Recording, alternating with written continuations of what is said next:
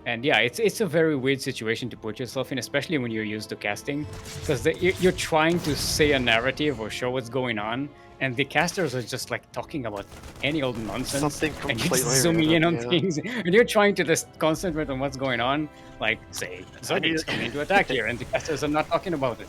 Yeah, you choreograph it so much, right? You know, you show like the like no extra queens and this and that, and then the game just ends and say, oh yeah, it looks like this Link Flood's gonna end the game. So it's like all that You know work what's probably is always- even like weirder if when you're an observer for like a big tournament and there's like a billion casters, and you're observing for the feed, and you're not even sure if anyone is even watching it. Oh yeah. Yeah. Because they were like dedicated like an IM. They had 2 observers working all the time, right? So they're not just observing the games that the main cast is casting. They're also observing other other matches, just in case you want to switch to them or something.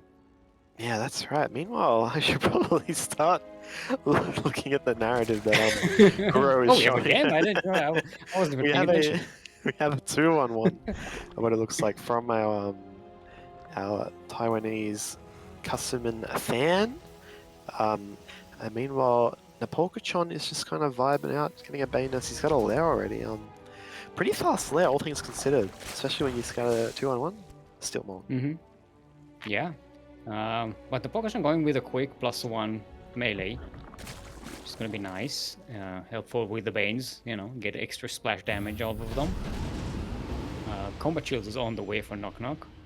And another barracks. So we're gonna have 3 Raxi, 3 Braxes, Baraxi, Barakier, Baraxes as Mariah. Mariah Carey. And Napolcochon, he's got a sizable army to hold this, but his drone count is a little bit lower than what you'd normally see for a Cheoklate at this stage of the game. Exactly, is gonna get surrounded. The medivacs are not in position. The Banings. Ooh, very good pickup. Close there. Yeah, a lot of red health marines there. Good save. He's gonna be able to heal up and then get back on the map. Good initiative here by Napolcochon to keep a Ling kind of just outside the main to see what's going on. If he does see that third base, actually well done. And yeah, looks like things are mostly standard except for the super fast lair and bane speed. These marines are very low in health. They did not have the chance to heal. Yeah, man, they're get good aggressive, aren't treatment. An awful hospital, the medivac. You go inside and you're like, I'm injured, treat me, and they're like, no, go outside. They just shoot They just with kick some, you like, out. We can't treat you from the inside. a laser Mountain Dew or something. Yeah. Can't they just, if we have two actually do that. medivacs, can't they just heal like the troops inside one another? I mean, you know something that's crazy? You can actually repair mechanical units within a medevac. If you put a SCV on auto repair and you put it in the same medevac as a injured mechanical unit, it will actually repair it. Fun little fact. But Inside? yeah, inside. Biological units, though, must be, as you said, they get kicked out if they want service. So I did not know that mechanical units can do that. yeah, it's That's pretty actually wild pretty, actually. neat. Speaking of wild, we have a drops coming into the main while this drop outside the Decent dwarf connection there. distracts this army. So good multi-prong here by KnockKnock. This spire is pretty exposed still, Mold.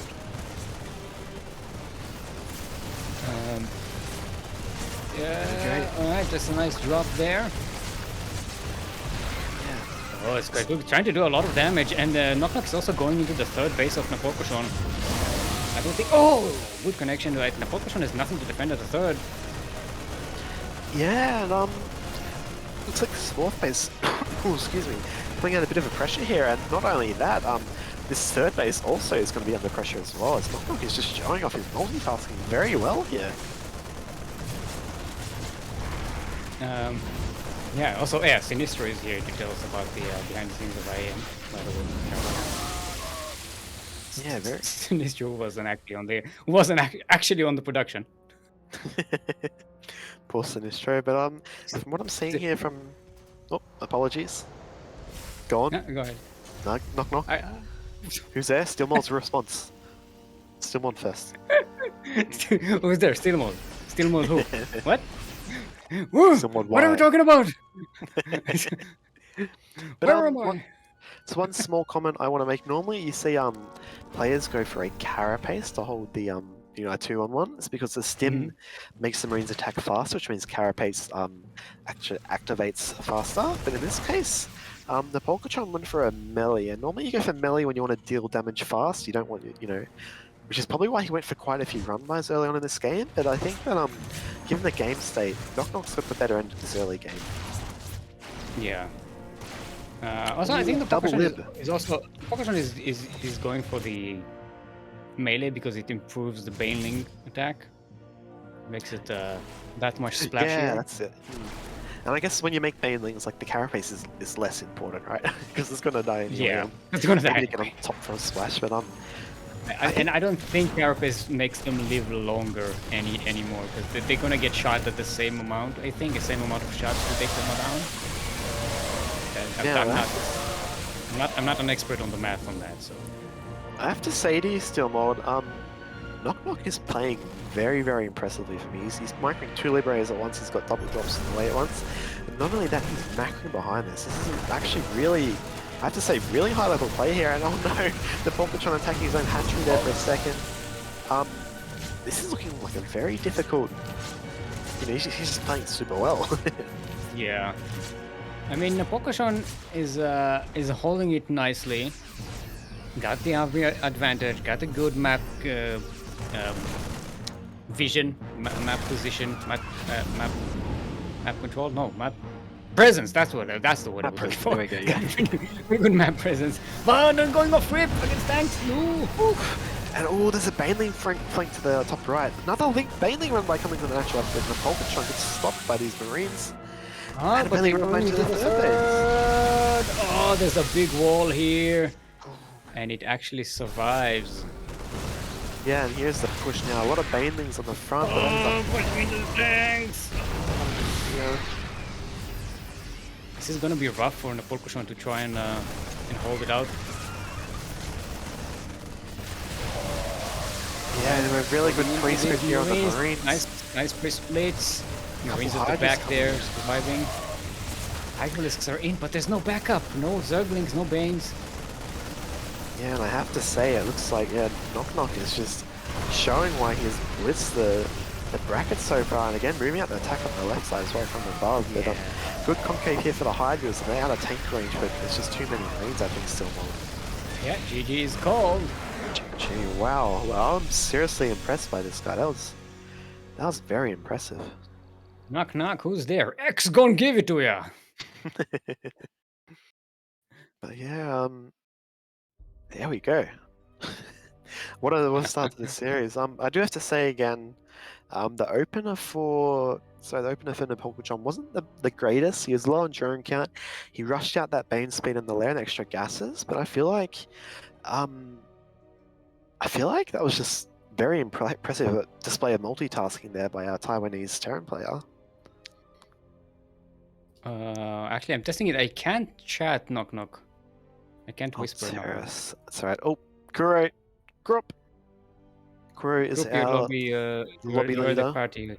It's like Chase, you should stay party leader for this series. Okay, I'll just stay party leader. Hand it over. It's my third reign in 20 minutes. The people love me. It's like like they love me. The Roman emperors when they just kept getting like backstabbed the moment they came into power. No one wants to. Yeah. Oh, Kuro's on it. Wonderful. Ah, there we go. Perfect production. Perfect. Kuro, a person of many talents. It's like this goddamn casters. This is talking all the time, never getting anything done. It's like setting it up, everything's fine, right? It's just good. All right. Here we go. Pride of Alteris, game number 2, chosen by our French Zerg player, Napolcochon. And here we go. What?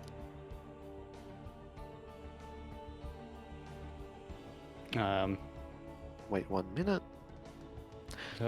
Not getting phone call. Many team. Hey, you want to see? Hold on, I'm going to screen share how I see this because there's no player name on it. It's very strange. Um,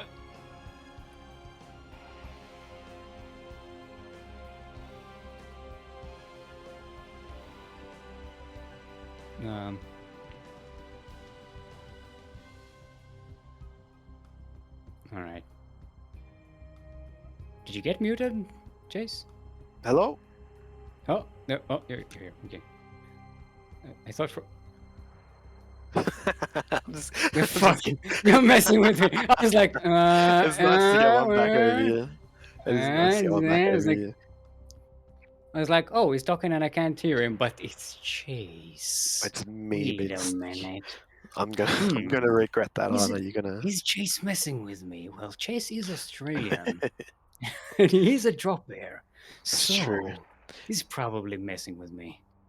And there we go. KnockKnock is now ready. And Oh, it now looks Napolcochon needs a second.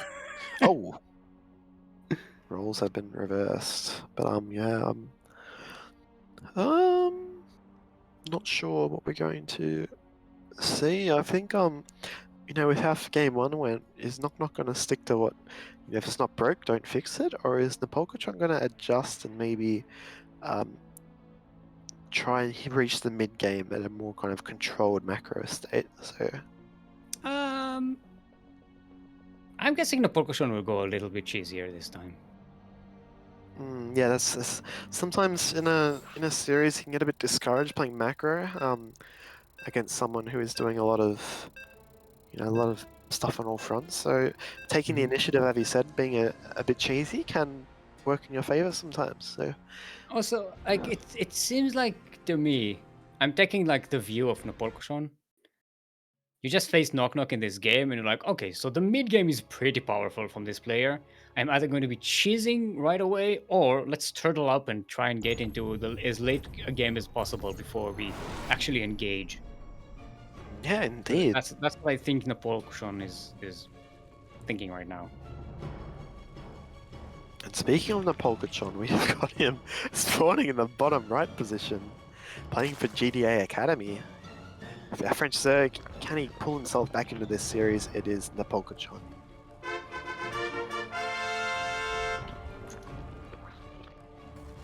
And in the northwest corner of the map, all the way from the land of Taiwan, are Red Terran praying for Nakatomi Towers, or what was the name of that? Hold on, I'm scrolling. I'm gonna get this right. Kasumin Fan Club. It is... Who's that? KnockKnock.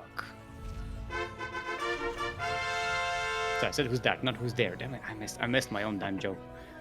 It's just a dumb joke anyway, and I messed that up anyway. You're so good to me, Steelmold. You let me I'd like to introduce apologize to all my fans. I will show good memes in the future. You let me introduce the player we've been following pretty much all tournament, who we know his team is just the tag pretty much, GDA Academy, and you try and recall this anime to figure out what this tag is from KnockKnock. But I already forgot. I just Are you I scrolled up and I already forgot. Are you seeing what I'm seeing here from the Napolcochon? Yeah, Ain't No Thang is coming out. We've got That is what I call 8 Zerglings. As a starter. Zerglings. We have more Zerglings. So was this a 13-12? If we look at the drone count, he does have 14 drones. I think this is something that he intends to really kind of, yeah, be aggressive. This SUV Scout's going to see it, but I think he will probably get a cancel on the natural base. And taking the gold behind it, there we go. That's what I was just thinking. How is he going to follow this up? Because he can't really kill a Terran with a Speedling opener normally. So here we go, Steelmold. But like we said, you know, you take that gold and you actually expect to keep it. Yeah, that's right. And the Ling's coming in. This Reaper actually popping at a pretty good time. Loses the SCV. And actually the wall is not a wall. Good delay on that natural base of the Terran. There's no way to float that up. That might actually get cancelled. Not enough Zerglings to actually kill this. Should be. Or not. You know, Link Speed finishing and turning on that Reaper, and the Reaper should be able to get away. It's kiting though, being a bit greedy, trying to get an extra Ling or two. And he's going to have to cancel. Should be dead. There's the cancel. Here goes. It's a good opening here by the Napolcochon. Just wondering, he's taken off all drones off gas. How's he going to follow this up? Because it's quite a late queen. So KnockKnock is getting more barracks, eh? Gonna stick to that one base economy for now, getting a command center on the high ground, but setting up production to be ready once the natural is actually taken. Scouting on the other side of the map, seeing that Napolcochon has that late natural base. KnockKnock might suspect that the gold base is... Oh, wait! KnockKnock did not actually see the natural of Napolcochon. Yeah, no, I think Looking at though the for vision. KnockKnock, he cancelled a couple barracks. He's kind of walling off in case of a Bane bust, but he saw that all these things came all the way back. He hasn't seen any extra Zerglings from the Zerg opponent, and he didn't see any Lings rallying across either. So I think he's feeling pretty comfortable to actually go and his starport macro a bit more, and he just needs to secure his natural. But as you said, he did not the scout Reaper that goes gold down. base. And the Reaper, that's actually all of the kind of map like vision Awareness. potentially has for now. Yeah, presence. So, I've messed it up again. I forgot that word again. Also, yeah, Light is reminding us. Shout out to Potato Pleb, who's also finishing military service in the Korean army this week. And yeah, we'll be back. Potato Pleb is was one of our regulars, along with Papa Panda. They came up together in our. I do remember tournament. I think I remember like them casting before. For sure, as in chat says, you must be Australian, Chase, because you meet all my koalifications, and that is adorable.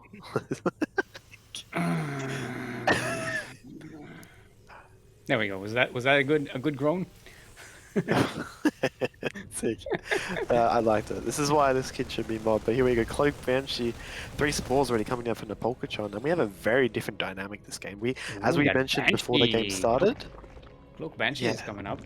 Napolcochon, he's really taken the initiative, not just once with the early pool opener, but with this gold base as well. Yeah, and keeping the gold base for quite a long time. Now, KnockKnock is finally going to see the Crypt Spreader. They're like, wait a minute, you took the gold base? Why do you have queens there? Hold up.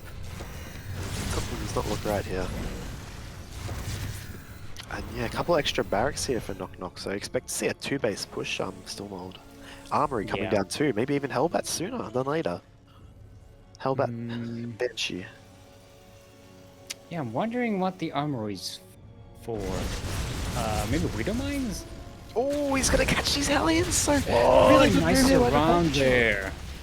Oh man, this game going for Napolcochon pretty hard so far. 12 drones being made. Napolcochon is like, yep, I'm safe. Yeah, he is cracked. He's kind of starting to show what he is made of once some things are starting to go his way a bit. He even scouts the 2 Banshees as well. Yeah, seeing the Banshees is big. We go 3rd base as well. We've got 2 Evos coming down on there, Roach Ryan, and we're going to be going. It looks like we're going to have a bit of Roach versus. Actually, 2 engineering base coming down for KnockKnock. I don't think we see a 3rd base yet.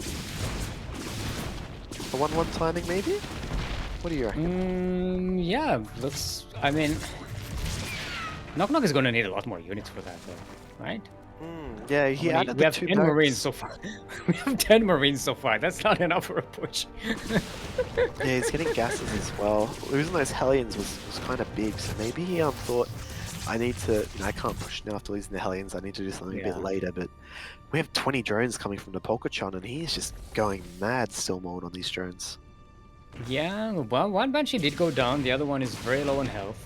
So Napolcochon was like, I got this. Got an oversteer, there we go. Second Banshee goes down. Banshee's been banned.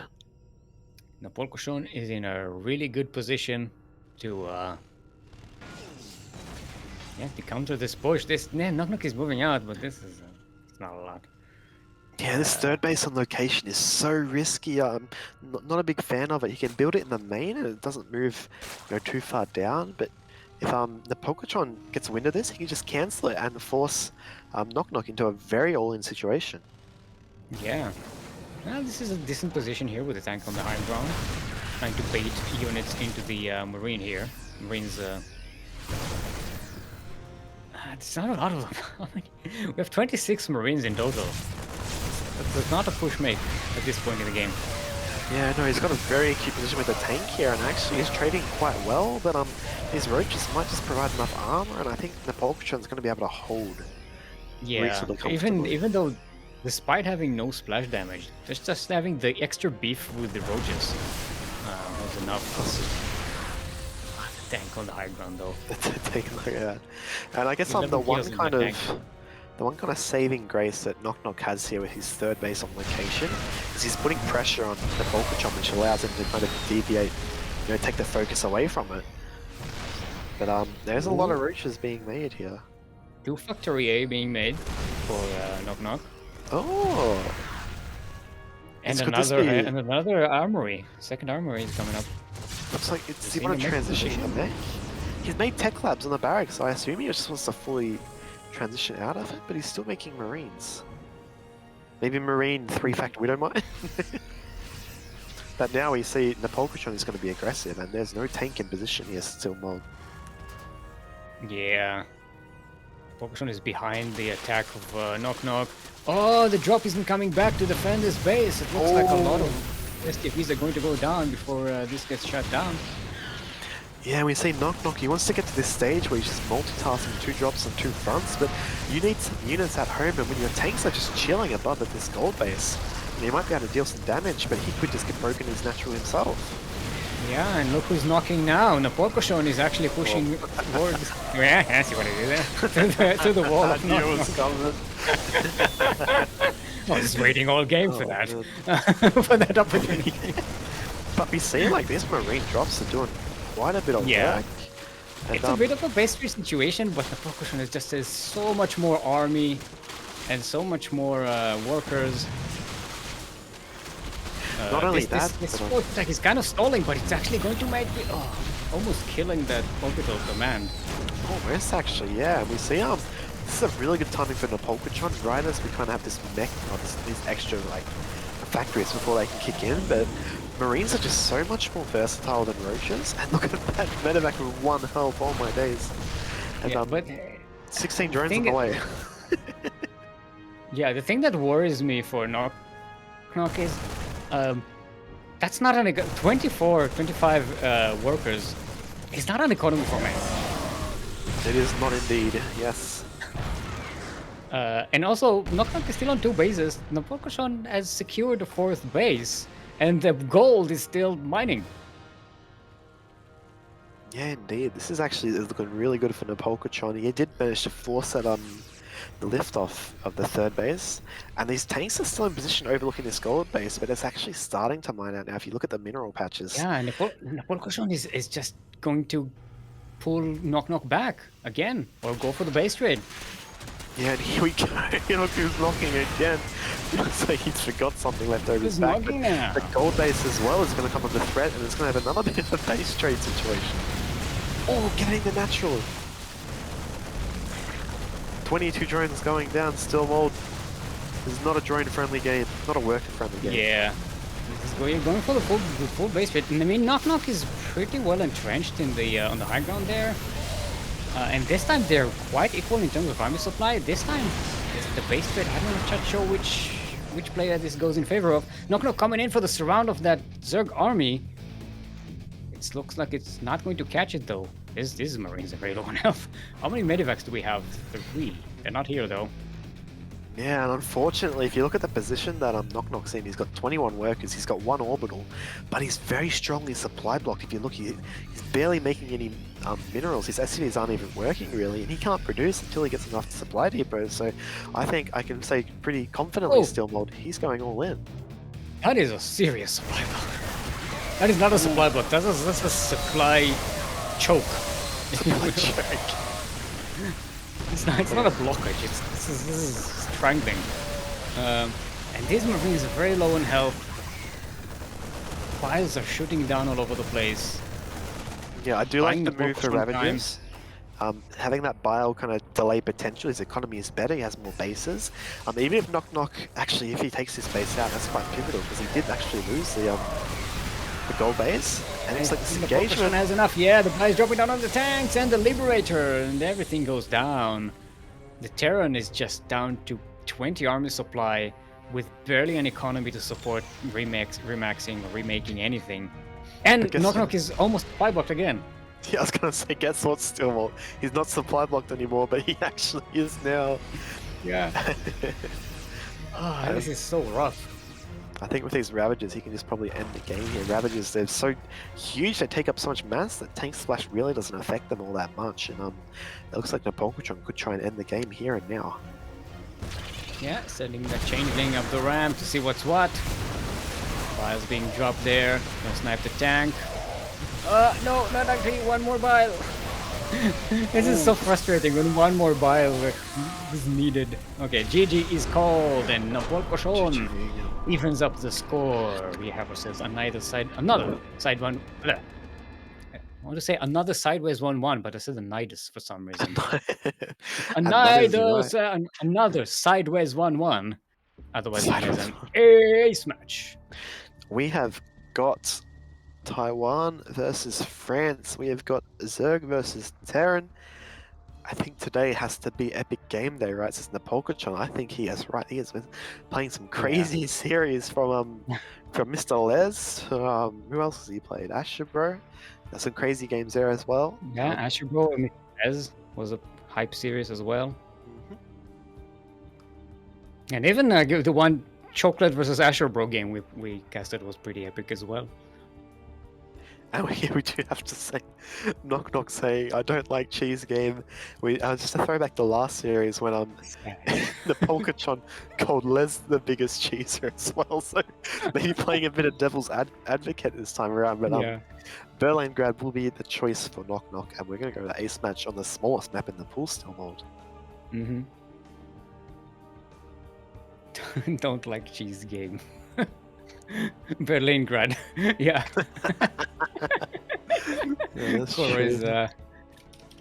Cora is posting the memes. Variety.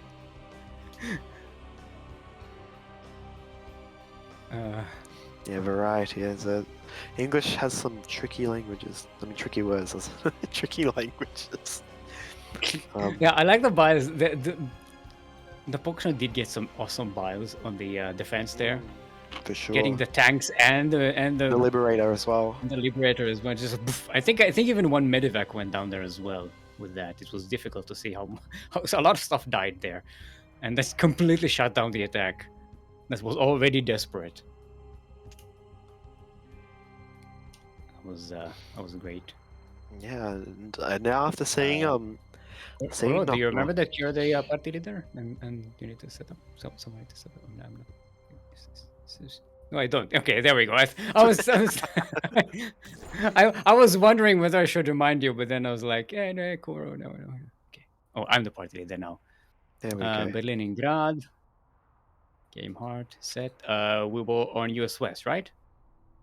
I think so. Yes, I haven't needed to unblock anything, so US West. Back to blaming Stick. Like, I hope it's working because I'm waiting for. Okay, we're waiting for Napolcochon to say yes. I still can't see KnockKnock.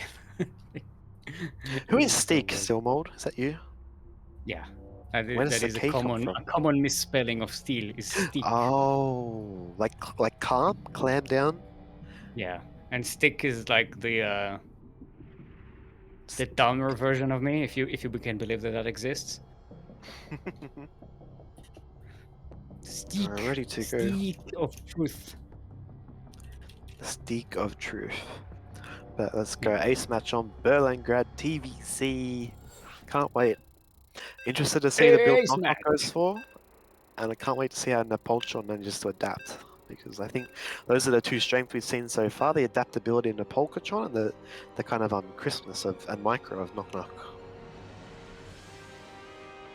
So we got discussing Sue in chat. Sue is also about to finish his military service, starting to get back into the StarCraft scene. Sue.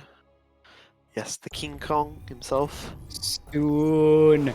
As Kuro saying, soon, TM. Oh, Kuro, you've been around She can groan all she wants, but she has way lamer puns than I do. shots have been fired. Speaking of shots, this guy Shots has have been shot his fired. shot in game 2.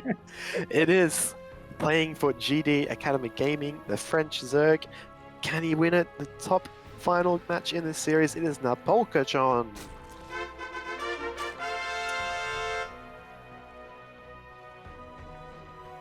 And in the southeast corner of the map, playing for Kasumi. Scroll up and I'll say it. No, I'm doing it right. I keep forgetting to scroll up. Someone told me, and I'm getting it right. Nakasu Kasumin Fan Club. I'm sure Light would know. Kasumin Fan Club. That's it. That's the one. All the way from the land of Taiwan, our Red Terran. Who's that? Knock knock. I messed that up again. It's who's there, not. I'm so hoping for the knock knock jokes to save me, but I'm actually messing them up entirely. But yeah, so far this is a very standard opener from both players. Ooh, little Tassadar remote. It's a Tassadar. It looks like a red probe. It looks like a half probe, like half crab. It's Alarak, yeah, Alarak. Ooh. Is that Raspberry Pi? Alarak. Oh yes, that's a Tassadar. Oh my Yes. gosh, I'm so stupid. And Taro Tassadar. Taro Alarak. Cheese pie. Ooh, bit of mind games going on in the chat. Well, who would you say when you have a Zerg and a Terran player talking to each other? I'd say the Terran player is the one more likely to be thrown off, right? Because they're following a build order that's pretty crisp. Zerg can just kind of SD, you know what I mean? Would you agree with that? I mean, it depends on the mentality of the player, really, I think, more than anything else. Because, yeah, look, it's true that Zerg, and I say true, and I know I'm saying true, it's true that Zerg has more leeway when you go do crazy things, you know? You have more recoverability. You can rebuild things much faster and much bigger. So you're like more squishy, and Terran is a lot more committed to a path, you know, a tech path or something. But in the end, it depends on the player and how good you are at, you know, crisis management, which we already know Napolcochon is pretty good at. Yeah, indeed. I agree with that. Oh, third command's kind of going down. So it looks like indeed, even though Yeah. even though Knock is staying at home. Napolcochon had doubts, Forget right? about it. He said Berlingrad can be a bit of a cheesy map. KnockKnock is going, no, he's going to go back to what he did in the first game. Nice and solid. Well, I guess, you know, he's probably trying to do that on Pride of Altaris as well, but he wasn't allowed to. Seeing the third base, he'd feel comfortable to go into a macro Yeah. game. That's what happens when you send the Reaper at the beginning of the game and scout, and you see everything. You know, like, all right, I know what your enemy is doing. I can just. They're not cheesing. I can just macro up. That's right. Get Look a at the Reaper third. at the scout. Queen Even is if you- building. and as a challenge, it's not even that you take the third. It's just that you have that third orbital command at home for It extra just helps news, extra pump it out, scans, yeah. extra STD right. production. It's so cool. We see a safe follow-up here. Hey, that's what we do with the scouting, Ripper. That's what we do with the scouting, Ripper. That's what we do with scouting, Ripper. Early in the morning. Then we see Cloak Banshee, probably the safest follow-up to a 3cc opener. Just kind of standard, you know, we saw there was some aggro potential from Napolcochon. And then we go Roach Run going down 2, maybe going back to the Roaches, but I'm thinking... This is pretty much game 1, right? It's very similar, yeah, except instead of a 2-1, we have 3cc Banshee. Yeah. Banshee. And we also have no fast lair this time for Napolcochon as well.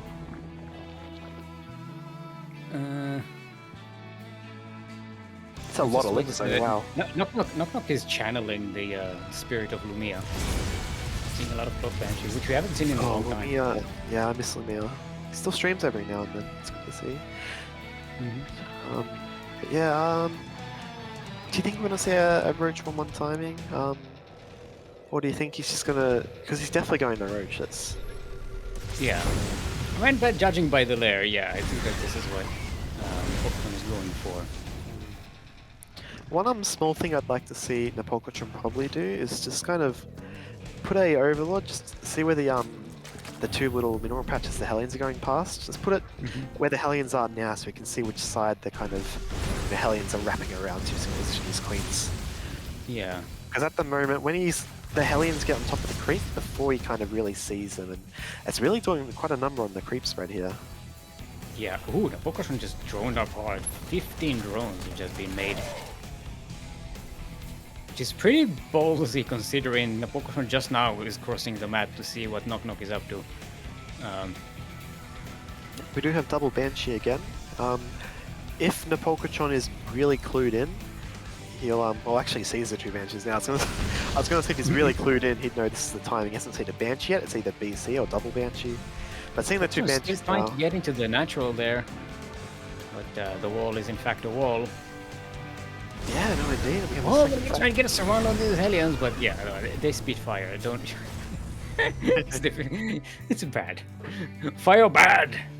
Fire bad. Fire is very bad if you're a biological Zergy. But these Banshees just kind of big chilling, aren't they? They're just they just moved into the neighborhood.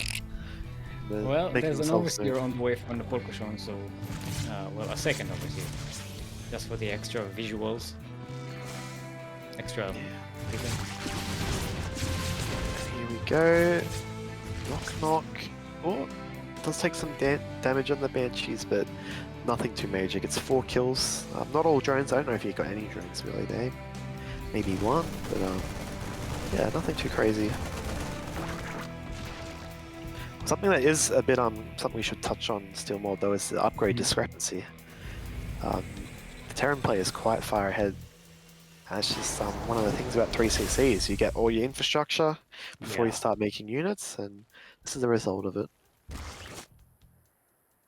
That said, Napolcochon is getting a 4th base and does have enough units to defend against the push right now.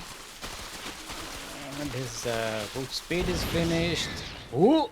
There's a butt! Look at the butt! We have a butt! We have a butt! Look at the butt! Look at the butt! There's a butt! A butt! Look at that! Look at that! It's a butt! It's a Nidus butt! Yeah, wow, we have a Nidus network in the main base here, and there's an overseer in position in the bottom, and this could be something. He can get on top of this infrastructure, and there's not a large count of bio yet, so maybe you could hit a timing here. Maybe that's what his plan was all along. Mm-hmm.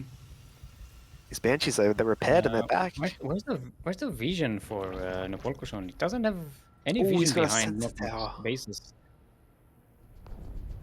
There's an Yeah. overlord on the 4th base location for KnockKnock, and then somewhere between the 3rd and natural, but that's it. Oh, and Sounds this like there's a Nidus, potential. the Nidus barely does not get scouted. Oh. Okay, the Napolcochon is moving in. The Nidus will be up in the main base of KnockKnock. Go, it's It is. down. Contaminate too. I like And the Banshees Adding now will insult- scout the adding- Nidus. It's too late. adding insult. Ooh. Unloading. Yeah, the Nidus gets to unload. The roaches are all in. Oh, the biles! Nice Ravager Biles there as well. But that is a lot of bio, actually, isn't it? Yeah, and then Marauders as well. They're pretty good against roaches. And the Napolcochon is a little bit pushed back. Yeah, wow. This Banshee's actually still shooting this Nidus. Yeah, doesn't want to lose it before he gets everything out of there. And the Nidus has been Operation Invasion has been foiled, hasn't it? Invading the Terran base. To be fair, it's been foiled, but Napolcochon didn't lose that much. Speaking about crisis management, Napolcochon backed away at just the right moment. When you realize, oh, it's not going to work, but I'm going to save a lot of roaches and ravagers, so I still have defenses and I can't be like countered right now. Yeah, that's right. There's actually maybe if the Nidus hit a little bit earlier, it could have been a bit more effective. But he tried to get into the main base. Another Nidus just outside the sensor tower, but I don't know if this. Maybe he could pull some queens out and drop some creatures. But I think that.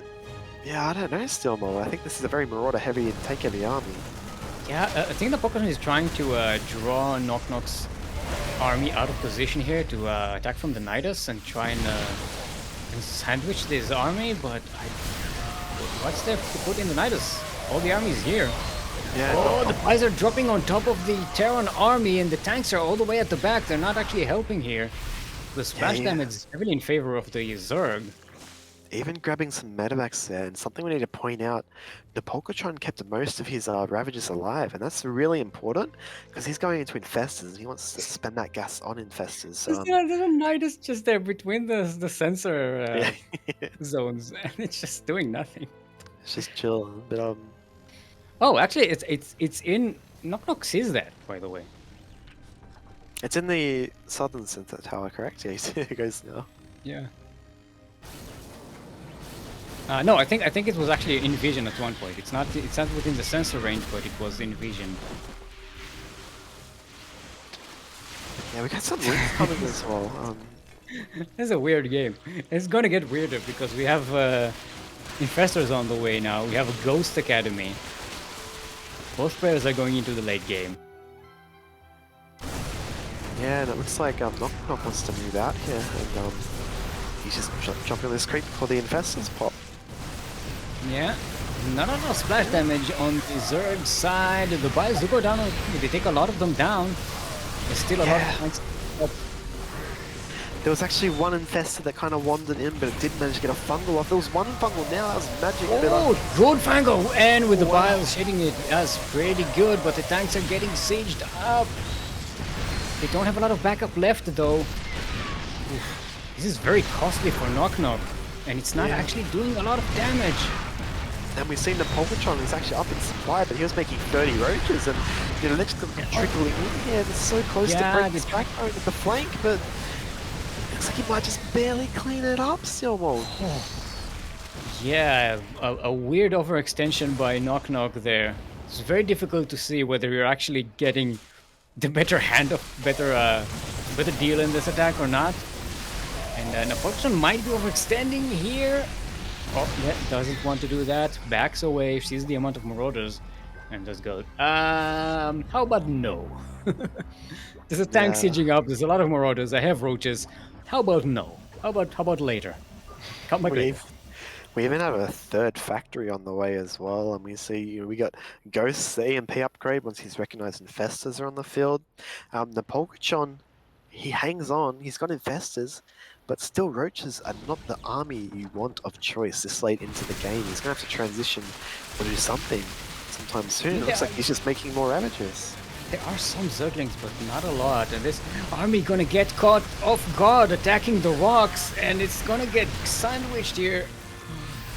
That was almost a complete defeat for Napolcochon. Yeah, no, wise choice to back up there. Really good tank spread, kind of holding this position. And it's it's funny, because if he finished taking out those rocks, there could have been that potential for a KnockKnock to chase, but Ravagers and Infestors, you don't want to go into spawn choke like that. So he takes the rocks out now though. He comes back, finishes his business. Napolcochon really wants to take that fourth base down.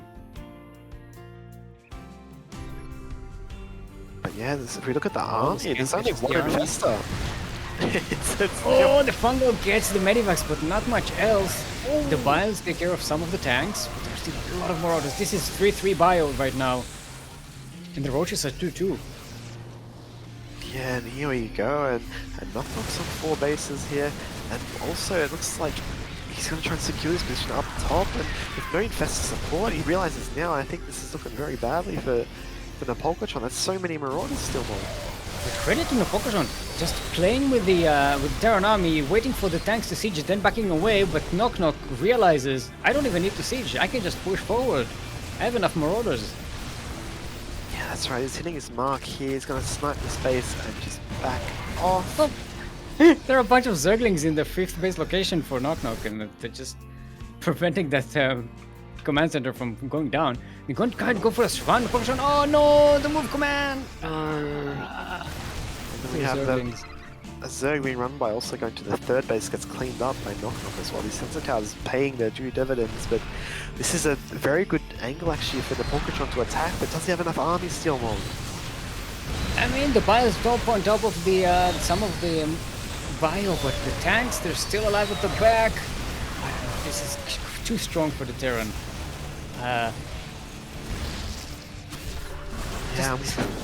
We've got Terran This bio crawling scares across the map. so well.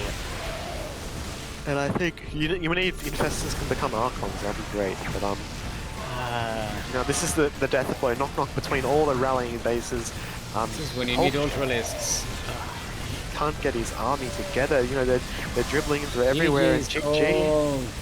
Many G's. GG's gold. And Napolcochon will bow out. KnockKnock will be our first finalist.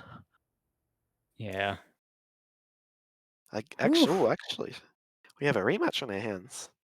Yeah, it's Napolcochon versus MrLEz in the lower bracket final, which is a best of 3 to see who goes back and face KnockKnock. KnockKnock will have 1 point advantage in the best of 5 final match.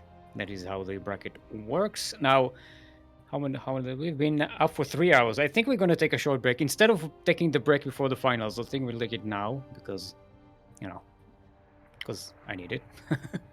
And, Fair enough. fair enough. So we'll take 5 minutes and then we'll be back with the lower bracket final, which is Napolcochon versus MrLEz. Take this time to hydrate your hydras, stretch your roaches, train your disruptors. We'll be back in 5 minutes. Be here, or we will not forgive you.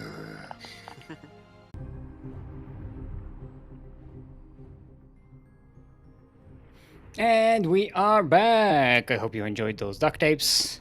We are all set up here on the EU server for MrLEz versus Napolcochon for the lower bracket finals. We are Double check indeed. that I'm not forgetting anything, and we're good. Let's go. On the European server. Put the microphone closer to your Oh, glory excuse glory me, face. There's a very tight, a very small place where it's either too far away Yeah. or it's too close. You can hear my breathing. so thank you for the reminder. What's the problem with hearing your breathe? It's not a problem. Yeah, true. Oh man, but here we go. More, not true. More like parting. Yeah, there we go. Parting. Oh my god. But yes, we have a rematch of the semi-final. Here we go. Spawning in the top right position. It is the loser of the upper bracket final. He's still in it. You can still bring it back. Playing it The lower of the upper bracket. Not upper bracket. One of them. Bracket word. Exactly. He is playing for our team, GD Academy. It is the French Zerg. His name is Loser, but his real name is Napolcochon.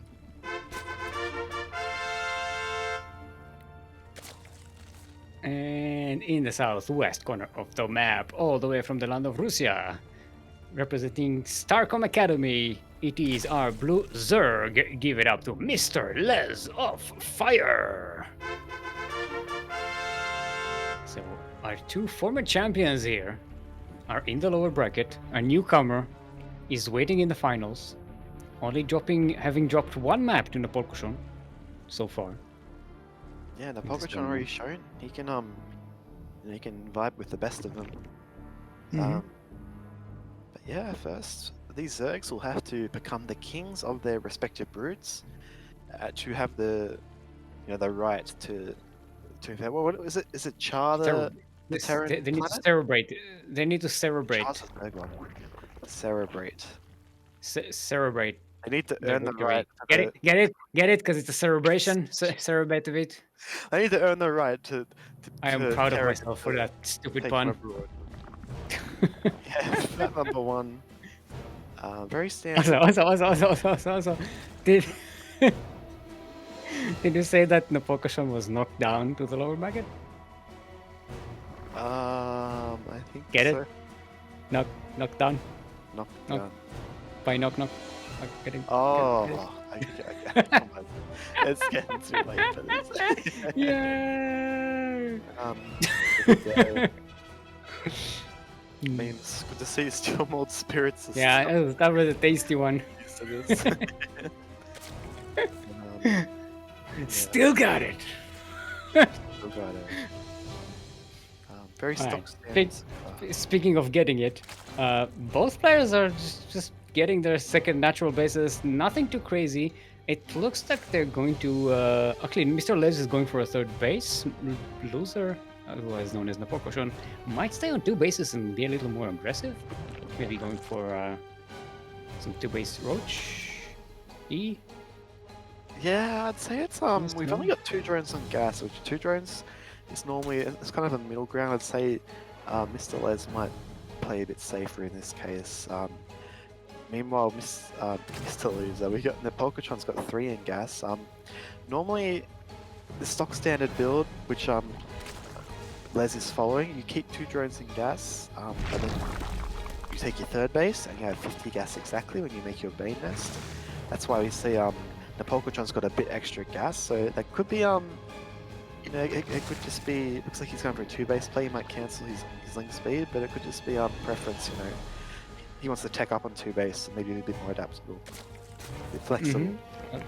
Yeah, and the Napolcochon is going to drone up a little bit harder. We're just gonna have to support that two-base economy, pumping out roaches.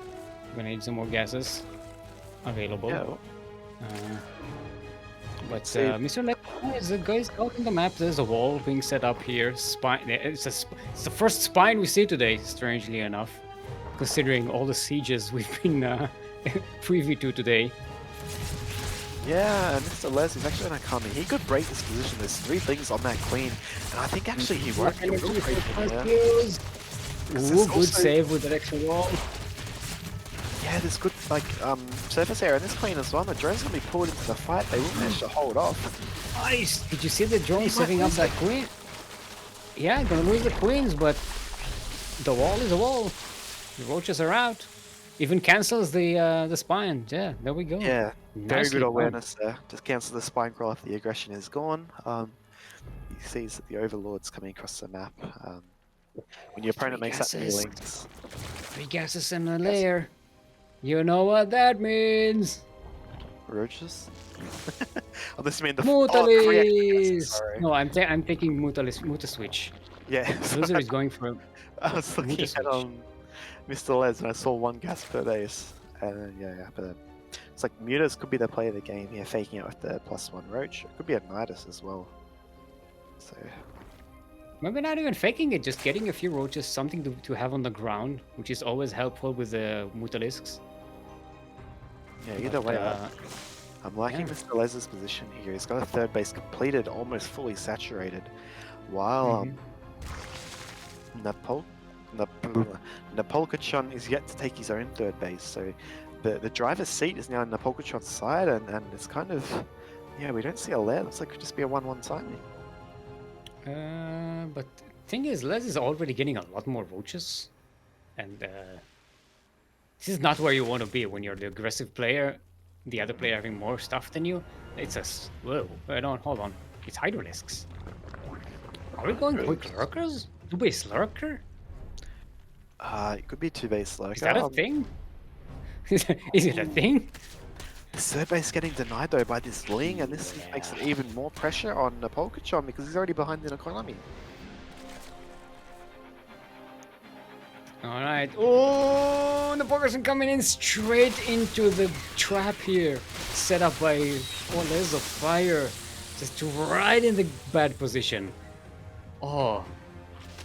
But Napolcochon backing away just in time. Only loses a couple of roaches here. Yeah, and we see normally this kind of move out without roach speed. It's just going to force your opponent to, you know, stop making some drones, maybe make some roaches when they prefer to make drones. But MrLEz has actually got a much larger count of roaches here, and his roach speed's just finished up now, and I think he's going to just go for the kill here, Steelmold. Yeah, this third base is gonna need to be cancelled. Yeah, cancels immediately. Napolcochon has split all of those forces. The roaches are out. There's spines at home, but they're not quite finished. The roach warren goes down for Napolcochon, and Les is just like, alright, got your roach warren, bye. See you later. When you don't have enough roaches to deal with this. Yeah, and it looks like MrLEz doesn't even need to commit here. Just needs to deny the third base. I'd like to see him send a Ling out just to scout for hidden bases because there is that potential. But you know, he's played this very well so far. And there we go, Lurker down on the way, still good. And even before the Lurker, then just having the extra Hydralisks, I think that might be the extra DPS that Napolcochon needs to deal with these extra roaches of Les. Yeah, and Because actually, remember, Napolcochon does have the upgrade advantage. If there's some extra DPS, there's a chance with the spines as well. This is looking to go very well for Les so far, though. Oh, I don't know. Actually, there are 4 spines. And there's a counter-attack in the third base of Les with some Zerglings. Napolcochon. Oh, this is a really good hold so far. yeah, no, it's been great moves by MrLEz so far, but he's getting his score base. But sorry, not great moves by Napolcochon. But I have to say, considering the game situation, we're just gonna have to see a large attack here for Napolcochon because he's still behind. He doesn't have a third base started, yet alone secured, which would be a difficult task with so many roaches. He just has to go for a timing here, and the problem is his spines, while they're good defensively, Steelmold, they don't help out offensively. So The lurkers are here. the lurkers are here, yes. And Les is not prepared for them. There's no detection, nothing. Oh, losing a couple of roaches here. Plus Not to even attack. spores at home. Yeah, Okay, let's get an overseer, realizing, we're up against lurkers. And that means that Napolcochon is going to get to set up a third base, but Napolcochon really needs to do some counter damage. these 2 overlords flying into Napolcochon's natural by Les, but I can kind of see that the sentiment looks like Napolcochon wants to expand. He's droning up. It makes sense. Lurkers are very good units for turtling. Oh, Les is going to circle around to the third base, though. Yeah, there are spines up. Napolcochon may be getting outmaneuvered. This is so dangerous. For both players. Yeah, but this is kind of really bad for Napolcochon. Even though like he's got the lurkers, he's caught fully out of position. He can cancel his third base and just run away. Yeah. Okay, there's a cancel. There's also an attack on the natural base here by Les. It's on 1 roach, so shouldn't be doing too much damage. Yeah,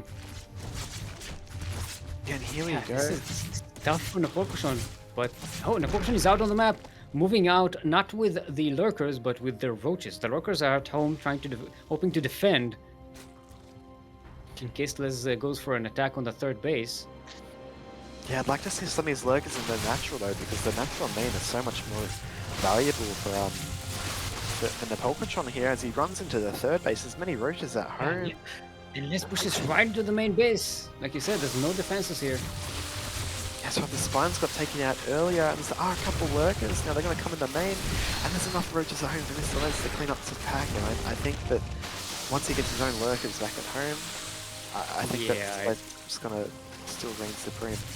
This is working pretty well for Les so far, and Napolcochon holding up in this game pretty well, but not really able to do any counter damage. Despite, if you look at the units lost tab, Les is actually trading badly against Napolcochon, but Les just has the much bigger army and the much better position. Yeah, that's right. MrLEz, he's got the economic advantage. He's just massing these low-tech units to try to trade well. Yes and no. Les is now down in workers, actually. Well, this had the economic But advantage. if Napolcochon saves this base, there's a chance, but it might actually work. Les is attacking into the lurkers and the spines. Tough to call, but it seems like Les has the advantage here slightly. And sending a detachment of roaches to kill that third base. Napolcochon just not able to keep a third base there. It was cancelled twice and killed once.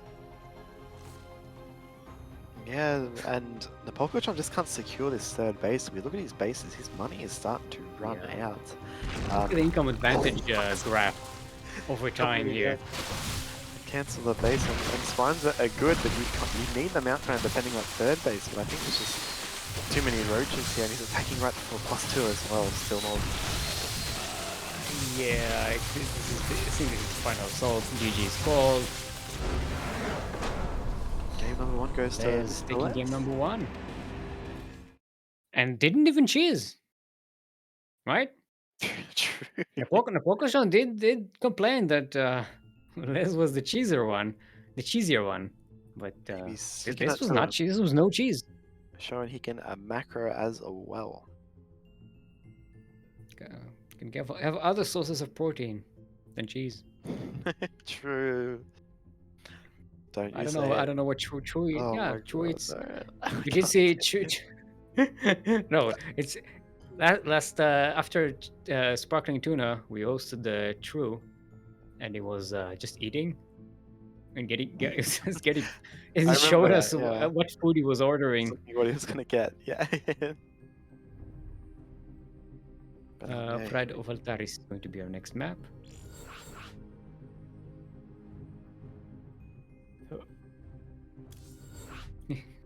He was eating for 10 minutes, then ended the stream. That's what Score is saying. I mean, to be fair, he just won the Sparkling Tuna Cup, right? He was busy. yeah. Or tired. Yeah, I you mean, gotta I should say. refuel sometimes. Who are we waiting for? Okay, there we go. Everyone is here. This is on the ref. Get them. Everybody's prepared. Everybody's prepared to go all the way. Ready? Yes. Good luck. Have fun. Boop. Boop. Boop. Boop. I should be hydrating more. I haven't been hydrating Yeah, as that's well. important. This tournament.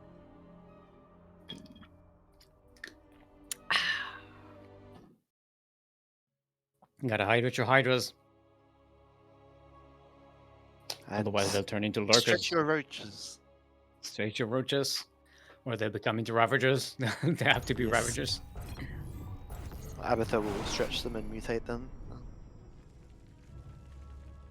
But yes, here we go. Alrighty. Into game number 2 of this lower slash loser final. We have spawning the bottom right position. It is the French Protoss playing for, sorry, French Zerg playing for Team GDA Academy. It is Napolcochon.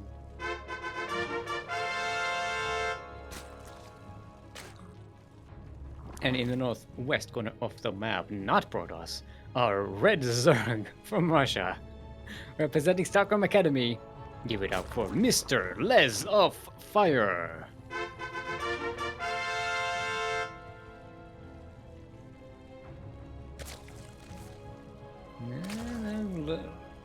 Napolcochon getting a whoa. That's a huge delay on the pool. The pool, a huge delay. He's going for the Yeah. hatch first. He's actually skipping the gas, so slightly safer. But he won't have that gas to deal with this much easy play from MrLEz, and it looks like he's pulled one drone off gas.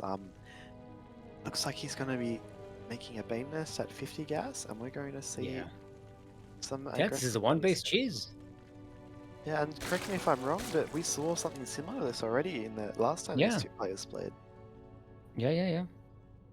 And I believe this is a game that Les won. Did Les win this game? Not sure. So last time they played, Les ended up getting behind, but he managed to just keep all-inning, and Napolcochon didn't know he hadn't expanded because his overlords went. Oh yeah, that's right. That's where Napolcochon didn't realize how all in Les was. Exactly. And it looks like Napolcochon is not going to realize this either, this time as well. Oh, but there's a spine. This time there will be a spine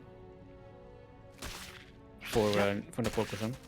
A very passive spine. If it was a 12 pool, this would be hitting it around 156 to 158. Napolcochon looks like he does identify he's going to be a more aggressive build. You see there's no natural. It looks like, yeah, MrLEz this time I want to keep as many lings alive as possible, not lose their This first is a 6 bailing plus. nest now. Ooh, that's a very aggressive ball spot though, but ling speed complete, he can afford to do that. And the moment to watch here, it's going to be when this queen pops at the natural. If he can catch that queen, this is a really good position for MrLEz. Napolcochon doing a good job so far, keeping them away from the queens, but one of the queens does get surrounded. The spine has been uprooted. Napolcochon was not expecting the banelings. Yeah, this is the way. This is looking really good for MrLEz. Use the Banes to move the links away. The spine gets surrounded. And this is looking like it's looking tough for our friend Zerg player. Yeah, but does get a bit of a break here. Enough time to get some more Zerglings out. Unfortunately, though, he has no queens, and even though his lings No are out, queens and no banes. yeah, this is going to be very rough. Okay, Napolcochon jumping on top of the banelings in a desperate attempt to whittle them down, and does manage to kill two of them. One of them was wasted on one Zergling, and Napolcochon manages to hold for now. Yeah, I'd like to see him move out with these links, just try and trade, because the link count's not actually that big from MrLEz, and even though he doesn't know when these banelings have morphed, you know, he does have the drone advantage, and he's going to have to back off now, and this is where the real damage is going to happen, Steelmold. Because Napolcochon getting some queens, getting a baneling nest, some more Zerglings, but this is going to be a tough hold. Oh! The banelings wasting themselves on that, what is it? That baneling nest. On the baneling nest, yes, and the queen popping at the natural. Unfortunately, it's only one, but we could see the start of a turnaround here. Yeah, it's a bit of a throw from Les of Fire. But keep in mind, we were in a similar situation last game, and Les managed to just persevere through it. This is not going to be an easy hold still. With banelings, he just might be able to work it. I think this time Napolcochon is a little bit more aware of how aggressive Les is being. There's so many links. Oh, they're getting cornered! Split puppy! Wow! Oh, it's Not almost hit all the pretty banelings. good. Wow, that was miraculous by Napolcochon, but does lose the natural base. Which is a bit unfortunate. And Les immediately starts droning up. Yeah, I would have actually liked to getting have a seen natural base. would have liked to have seen Les take the gold base. Why not? Knowing how I he mean, plays. A couple banelings. Why not? Because it's difficult to hold against all this aggressive aggression. It's true, but judging by how this series has gone off, I think that yeah, he's fully taken off gas here. So I'm not sure. Napolcochon's not making any banelings, so it looks like yeah, he's just gonna go into droning. We have ourselves quite a strange stabilization of this game. Yeah, I mean, Les is going to be a lot more easy to defend because of the banelings. And I don't know how aggressive Napolcochon is planning to be, since our Green Zerg is actually droning up, trying to snipe his... No, decent use of the baning there, but Les has more banes. Yeah, he's actually got a lot of lings as well. And if we look at the income tab, MrLEz has not droned up at all. He's taken the natural. He had the minerals for it, but he's just going fully with these lings. And even though he took off gas, Oh, the banning! Ooh, decent connection there. Whittling down the number of Lez's Zerglings, but Les has no Zerglings on this side of the map. They're just waddling through across the map right now. They're continuing getting into some of the queens, but the queens get surrounded. yeah, and then Oh, every- the pains for loser are not finishing. Okay, they do finish, and at the end of this, Les has still a couple more bendings. It's difficult to see which Zergling, which unit belongs to which player because they're green and red. And Napolcochon manages to hold, and Napolcochon has the much better economy, by the way. By yeah, far. he actually does, holding that large push. And we do see MrLEz actually droned up a bit as his bane needs to push these lings away. MrLEz Les is actually droned up a little switching to bit, roaches. but Oh, the Bane is running to... Okay. Never mind. They're Napolcochon's Banelings. I thought they were Les's Banelings rolling into the mineral line. But no, they were friendly. I had a heart attack there for a second. But yeah, we do see drones for Napolcochon, and MrLEz just hopping back on gas now, but he's still just pumping lings. Yeah. And Napolcochon actually, yeah, droning up a little bit, getting a lair as well, so in a much better position to transition into the game. Sees the Roach Warren on Les's side of the map. So He also has- Napolcochon is in a good position. Yeah, he sees this actually, these drones came out of nowhere really, but comparing new zone drawing count, the MrLEz is drawing count. I should give him enough of an indicator to understand. I need my roach farm. I need to just keep an eye on. This player has been very, very cheesy so far. How I played it today. Yeah, so Napolcochon is going to have more gases and more in the lair, so better tech in terms of the roach abilities, right? Gonna get roach speed much faster, and as long as these Banes are here, the Zerglings from LEZ just cannot get in there and do any damage. So Napolcochon is pretty safe until the big roach transition. Yeah, and here we see it's like MrLEz, he's starting to transition now. He realizes he can't get the damage done, but his drone count it's lower, and even though he's only down 3 drones right now, like those 39 drones have been mining much longer than the last 10 drones or so that MrLEz has made. So really favouring the position here for Napolcochon, but again, this is ZVZ and anything can really happen. So watch the space. We've got Spire actually. There you go. Looking at the units lost tab, they're somewhat equal. LEZ lost a little bit more in terms of gas, you know, having lost some banelings along the way. But oh, it's a Spire for Napolcochon. The Muta switch. We do have a Spire on the way. Third base being secured now too. And this is kind of the situation where when you see your opponent transitioning into Roach, I'd like to see the gold base taken as a Spire play. You have so much map control. I know you say Steelmold, you say it's so hard to hold, but when your opponent can't leave their base, it's a little bit easier. And again, you know, 12 drones. Oh, actually, you get the value. So this is actually a full gold base. My apologies. You have to put 16 on it. But yeah, and I just think that something. Napolcochon is more concentrated on getting the Muta switch out, banking gas right now, waiting to make those bunch of Mutalisks immediately as the Spire finishes. There we go, 10 Mutalisks. It's a problem, an immediate problem, and because Napolcochon also has the roaches on the ground, the Mutalisks are actually going to be really good against the roaches of MrLEz. Yeah, this is what I'm predicting is going to happen. Steelmold will have Mutas flying across the map. MrLEz kind of panic and send his roaches across the map. I think we're going to have the third base of MrLEz get cancelled, and then I think we're just going to see Napolcochon take the advantage. That's my prediction. Expert prediction. I mean, the Mutalisks can go to the third base of LEZ right now and just to cancel it. Indeed. And here we go. Oh, this. Also, the Napolcochon sneaking around with some Zerglings. The Mutalisks are out. They are flying. Yeah, and this Muta's actually sneaking around, but at the same time, these roaches kind of forcing the hand in. They have roach speed, and actually, that's a very scary number of roaches. And we have drones coming from Napolcochon. But the Napolcochon only needs to hold. It doesn't really need to do them. Just needs to buy time. While the Mutalisks are coming in from behind to defend. They are. And they can do it as long as there are roaches on the ground. The Mutalisks can be good at defending. No, they're getting distracted by overlords. Yeah. And actually, MrLEz is moving out here, and sometimes Mutas snuck around. They've kind of been forced to take a strange little detour. He will manage to clean up all of these roaches. We have 6 spores coming down back at home, and it's a bit of a panic by MrLEz. And 6 spores, as you know, still, that's 6 drones. Already got some economic damage done. But meanwhile, and LEZ is already behind in workers, even after this damage by these roaches. GG's called. And Napolcochon evens up the score. We are not going away without an ace match. We have an ace match.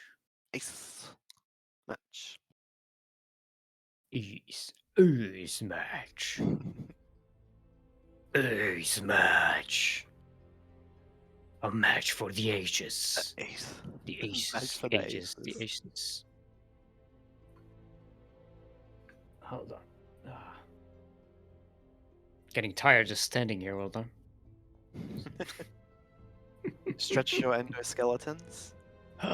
Yeah. Gotta do some stretches. I know, it's just the yawn. That's gonna make me yawn as well. Curious Minds is going to be our next map.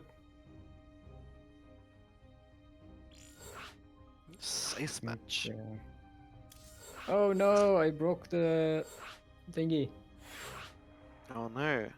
The thing I that like makes when you clean the thing that turns the hand around, like the twists the stick. Oh, yeah, It, yeah. it's now moving loosely. It's not actually turning the thing. Can you fix that? I have a backup stick. Hold on. A backup stick. Yeah. But Got, yeah, I like when you I got this blow on one. your hand and then you clean the. Hold up. Nope, that didn't work. Oh no. Hold up. I know I have a lobby to set up.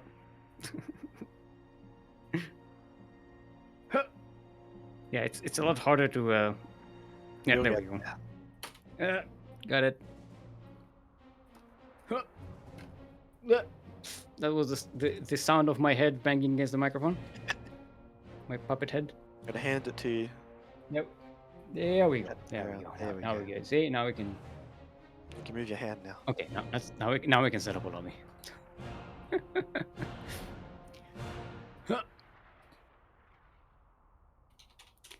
All right, Here we both go. those are ready. Ace Okay, match do of it. the loser. Backup stick. Of the lower Disengaged. lower. Something fell down.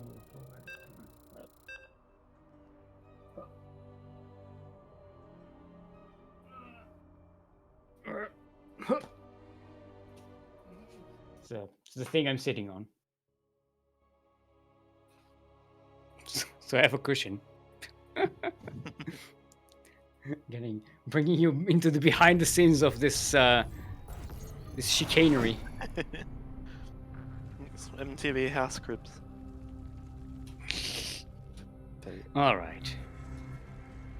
But yeah, here we go. Spawning in the bottom right position of Curious Minds Ladder Edition. It is your French Zerg playing for GDA Academy. Give it up for loser, aka Napolcochon.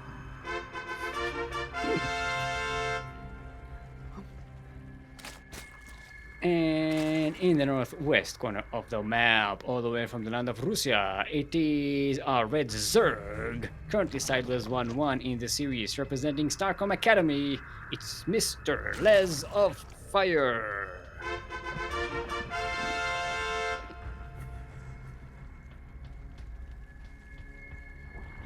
Alrighty. Yeah, All really right, see quick his gas goal. pull from Les. Napolcochon going with the hash first again. Yes, it's kind of telling when you have a player like Les who, in an important ace match, goes for an aggressive build. He likes to kind of, have the build, have the fate, I guess, in his hands. Little error here. This drone was a bit late, so he probably, I don't know if it was late enough to warrant losing a lava, but he's actually only going to have two lava when this spawning pool finishes. So yeah, not sure. Maybe he made a small mistake there. I think if he actually. Thank you. Saying I have my priorities straight. make a lobby with I always make the lobbies with one hand. The other one is always busy. Don't ask where it is. You see here, Steelmold, he's pulled off gas, and this tells me he's just gonna go for a link flood. Yeah. This is proper European Zerg right here.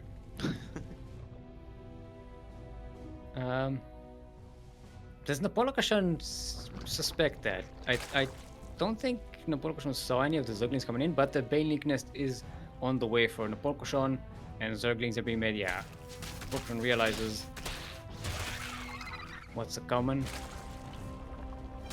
Yeah, Bailing Nest before Zergling speed very safe, but against a player like MrLEz, possibly warranted, honestly, because he's been showing a lot of aggression throughout the series, throughout the day, and actually, yeah, losing a couple lings there, not too great. But what do you want to do? You want to keep these lings, on the front foot to threaten Napolcochon. He's actually backing up, but he just wants to, keep the scouting to a minimum and just hit the flood. But we have a Bailing already on the way, and losing this Overlord could be massive. One Zergling doing the run around. Oh, And actually manages to get into the to the main base. Gonna scout everything. This is the amount of gases, the amount of workers. This is good information for Les.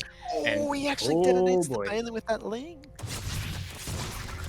Okay, the Bailings are about to finish, and Les is really close here. Okay, good connection with the one Bailing. Les is splitting them up, trying to. Oh, this is a good connection as well. Napolcochon getting real value with his Bailing so far. 24 dead Zerglings for Les in this game.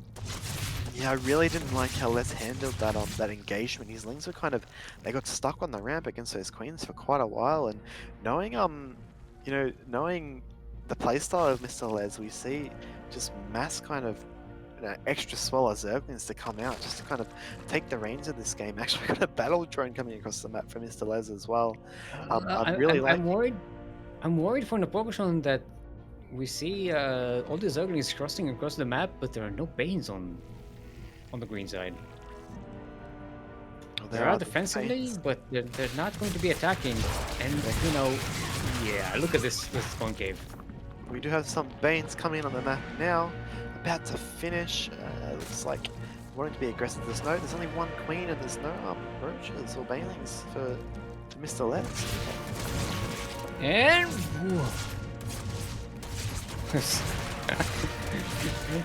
little heart attacks. Little splashy heart attacks. Yeah, the Les is really dead. Down to 2 army supply.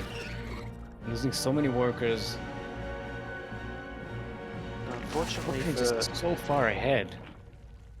Yeah, but he's unable to close it out because he didn't didn't follow up. He actually went back into droning. The old Artosis saying when you're ahead, get more ahead. And MrLEz, he's making a lot of roaches now, and maybe, just maybe, he could maybe catch Napolcochon off guard because he's just making links behind these roaches. I mean, Napolcochon did get a roach warren, so we're going to start making a whole bunch of them. Maybe these are going to get surrounded there in the middle of the map. No, Napolcochon being a lot more maneuverable, trying to sneak around these and catch reinforcements, or trying to pull these units back. Yeah, and he's Les completely ignores them. And they're not attacking. What's going on? Just attack something, Zerglings. What are you doing? Alright, Les is pushing into the natural of Napolcochon. Going to run into some banelings. Napolcochon does have some roaches to defend, pulling the workers as well with the queens here. It looks like Les should have enough. Yeah, Napolcochon's starting to lose the workers. Oh, more roaches are being popping out though. This many reinforcements popping, and also the damage back on the other side of the map too. MrLEz, GG, well played call. There you go, Les taps out. Napolcochon. Whew, getting the rematch once more. And now going into another rematch. Another rematch indeed. MrLEz, he is going to represent the Zerg in the grand final against the Terran Menace. KnockKnock. I said Baktuna instead of Baktuna. Oh, I forgot the flag. Hold on. GG!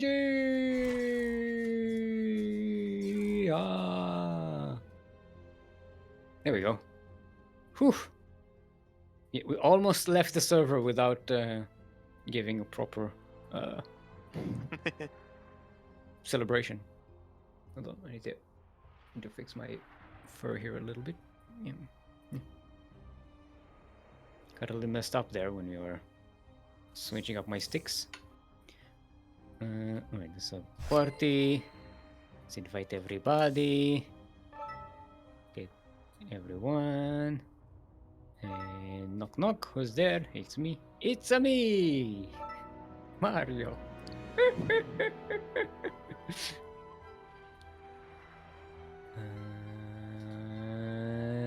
Curious Minds is the first map. Let's get into it. We can go on together with curious minds.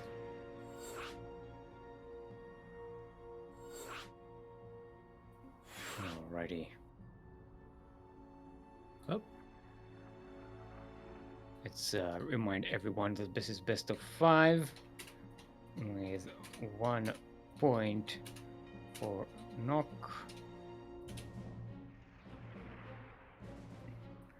Best of 5 with 1 point for Nick. You just got the wrong letter typed.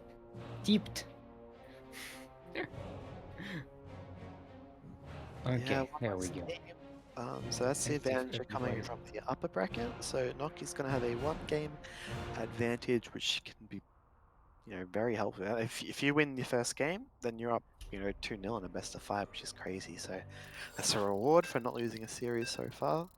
And we're getting underway with Curious Minds LE. Now we have seen players get the rebound here, not the rebound, not the rematch. Rebound. That's the word I'm looking for. Reverse sweep. There we go. The reverse sweep. Revenge match, grudge match, reverb. Yeah. Everyone just throwing words at me now, hoping something will stick. All right. Here we go. Spawning on the top left position in our very first map of this grand finals of the MSO 69 is the Taiwanese Terran player. He's on a tear so far, representing the Kasu fan club. It is KnockKnock.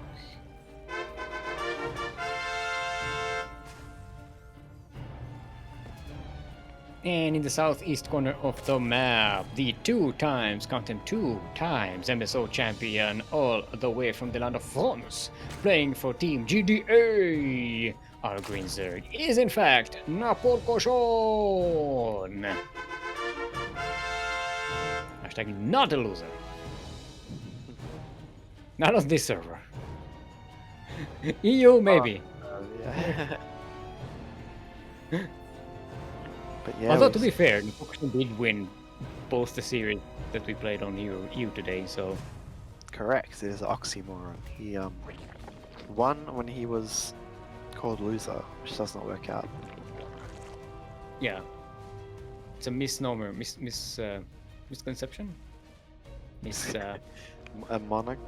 I don't even know. Miss France? I don't know. We see a small Miss little Universe. a small little variation from the Napolcochon that most Zergs don't really go for. He actually went for a spawning pool before the gas. You don't really see this normally, because with a regular 16 hatchery, 18 gas, 17 pool, the pool finishes right when the hatchery finishes. But in this case, you'll see the spawning pool finish before the natural base does. So yeah, there we go. Spawning pool. They'll make 2 lings probably. A queen. Just yeah. queen. Maybe he does have Going yeah. for third base. Napolcochon. So it could be a little adaptation he's made for the clash build, which involves getting a third base down before this Reaper appears. Just a couple extra minerals, something he feels comfortable with. And there we go. Yeah, so now it should just kind of work out as standard as we go into this game. KnockKnock going with a simple 1-1-1 here. Nothing too crazy. Hey, what would I do with the Sculpting Reaper? What do I do with the Sculpting Reaper? What would I do with the Sculpting Reaper? Early in the morning. Tried to surround him with 4 slow Zergling. Tried to surround him with 4 slow Zergling. Tried to surround him with 4 slow Zergling. Early in the morning. Hey, hey, and up he jumps in way. Hey, and up he jumps in way. Hey, and up he jumps in early in the morning. There we go. Wonderful. That was your song for the day. I didn't want to say anything. The performance, it was riveting. you can accompany me on the guitar. Good scouts there by KnockKnock so far. Good move, good maneuverings. We see 2 overlords in position here, and this actually stretches the 1 marine. Normally Terran goes for 1 marine. Can't cover both overlords, so good I guess diligence from Napolcochon, give himself some options, because that marine would have kind of stopped the overlord at the Oh, nice catch on these Hellions. Almost got one of them.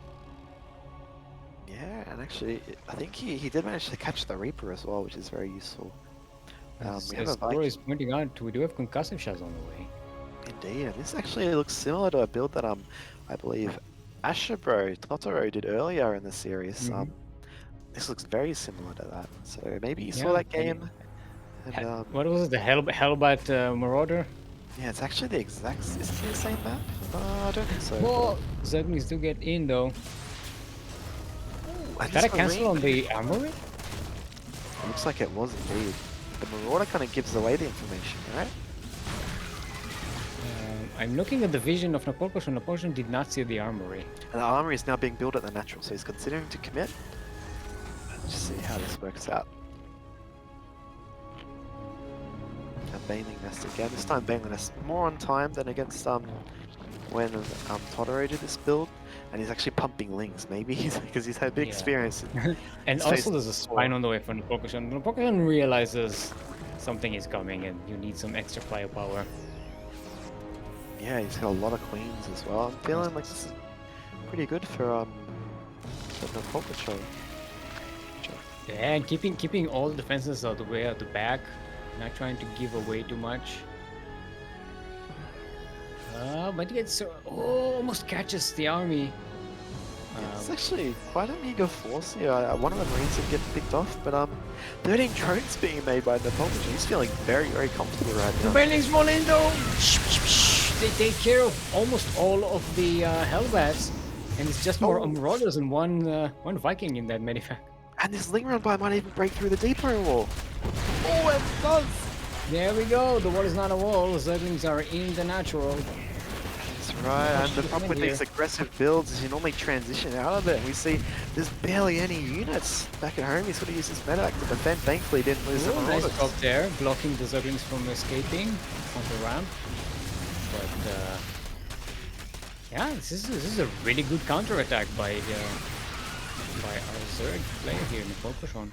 Yeah, this 12 was dead great. SCVs. And meanwhile, the spine crawler's just chilling in the natural, like, where are they? I'm ready. What? I'm ready to go. Just looking at the clock, it's just like, And I sees a damaged spore. Where have you been, son? Now, okay, I'm living. Bye. But yeah, good repositioning, I guess, in case of a drop further on. As we know in the first series, KnockKnock was very, very, wild with his multitasking these drops. So good awareness there. This Viking, 8 kills, mostly lings, not 8 overlords, thankfully. Otherwise, the Napolcochon could be more supply block than he currently is. But yeah, I'm liking the Zerg player's position here as we see a couple extra barracks get added for Terran from Taiwan. Alright. Napolcochon moving around the map, not quite catching that third base being set up here, but is poised to attack it. Yeah, and actually this Marauder got got completely deflected by the spine and spore. He's a wizard. There's another drop, a double drop going towards the third base of Napolcochon. And an attack on the fourth base. Yeah, unfortunately these Marauders don't have stim, but this is where we saw in the first game, Napolcochon, he kind of got a bit flustered and started to fall behind. So he's got a better start this game. He actually is a bit ahead in this game compared against more drones. So I'd expect to see him doing much better in holding small team. And very importantly, Chase, Napolcochon did not forget Baneling speed. Baneling speed. The way in, here we go. Marauders being quite a hassle actually. Yeah, I like this position, great position. There's no creep spread here. It just gets right into that fourth base. And here we go, the ability again. Banes. They're not fast enough. The Banes are slow. Really They're good waddling position in. between the minerals and the gas there. So great trading. I'd say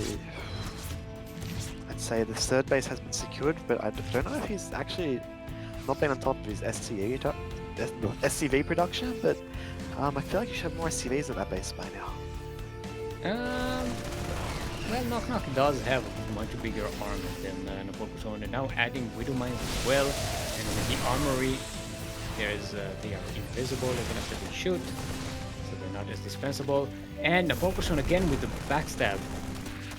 Doesn't quite get into the natural base, but available to go into the third. There's nothing to defend here. There's a bunker, but nothing in it. Yeah, and he actually pulls the entire force of the Terran player back. And KnockKnock has to come all the way back. This buys more time for more Lings and Hydras at home. Great value there. And he even saves all the Lings. And the That's Ducklings excellent. get away. Fantastic. And Napolcochon, he's feeling comfortable. He's dropping Infestation Pit. You know, he's taking up to high. He's getting a good Hydra count. He's still got these Lings because he's kept them alive. He can threaten again. Yeah. And, this is looking great for our Zerg player from France. That said, KnockKnock does have a pretty strong Bioforce. +2 is on the way. These are just drops that are flirting with the Zerg, trying to deny some creep, trying to maybe get some value here and there, but once KnockKnock is comfortable on 3 bases, Napolcochon is going to have a hard time deflecting his attacks.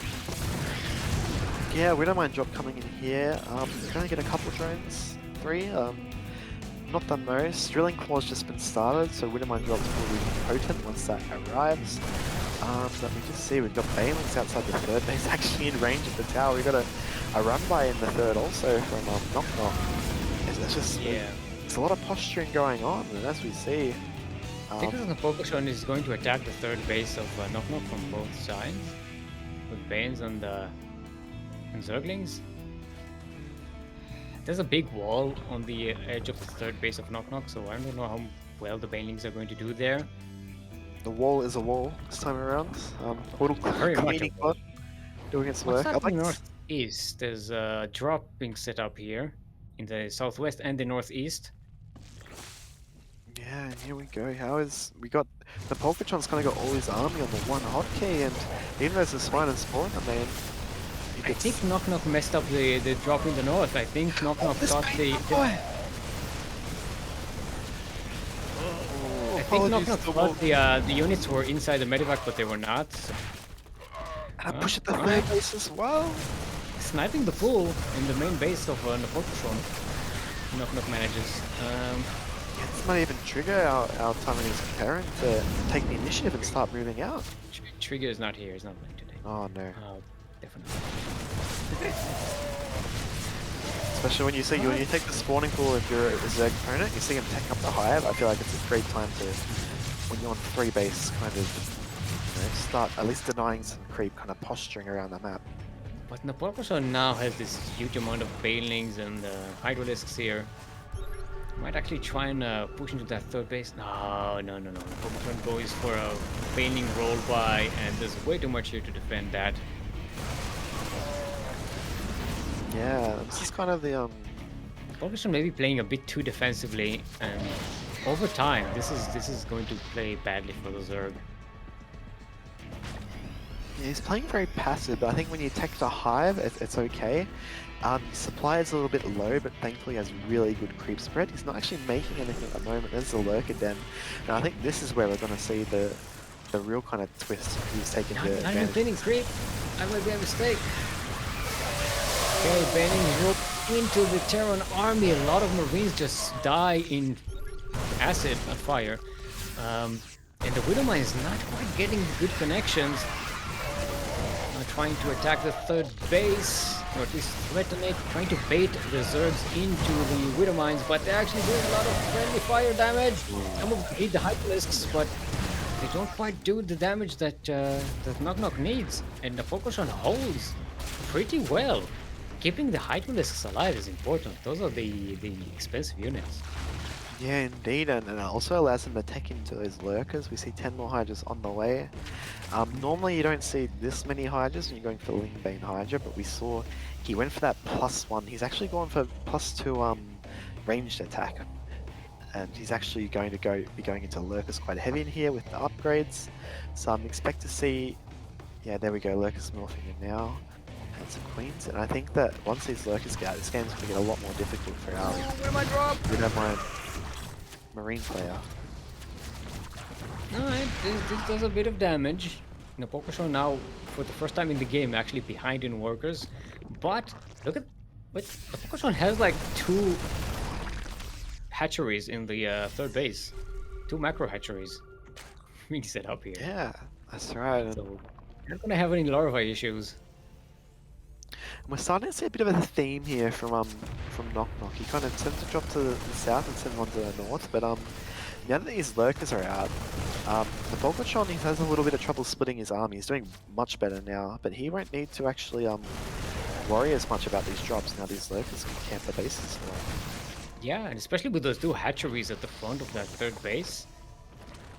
This is like a corridor for like lurkers to just kill anything that tries to get through.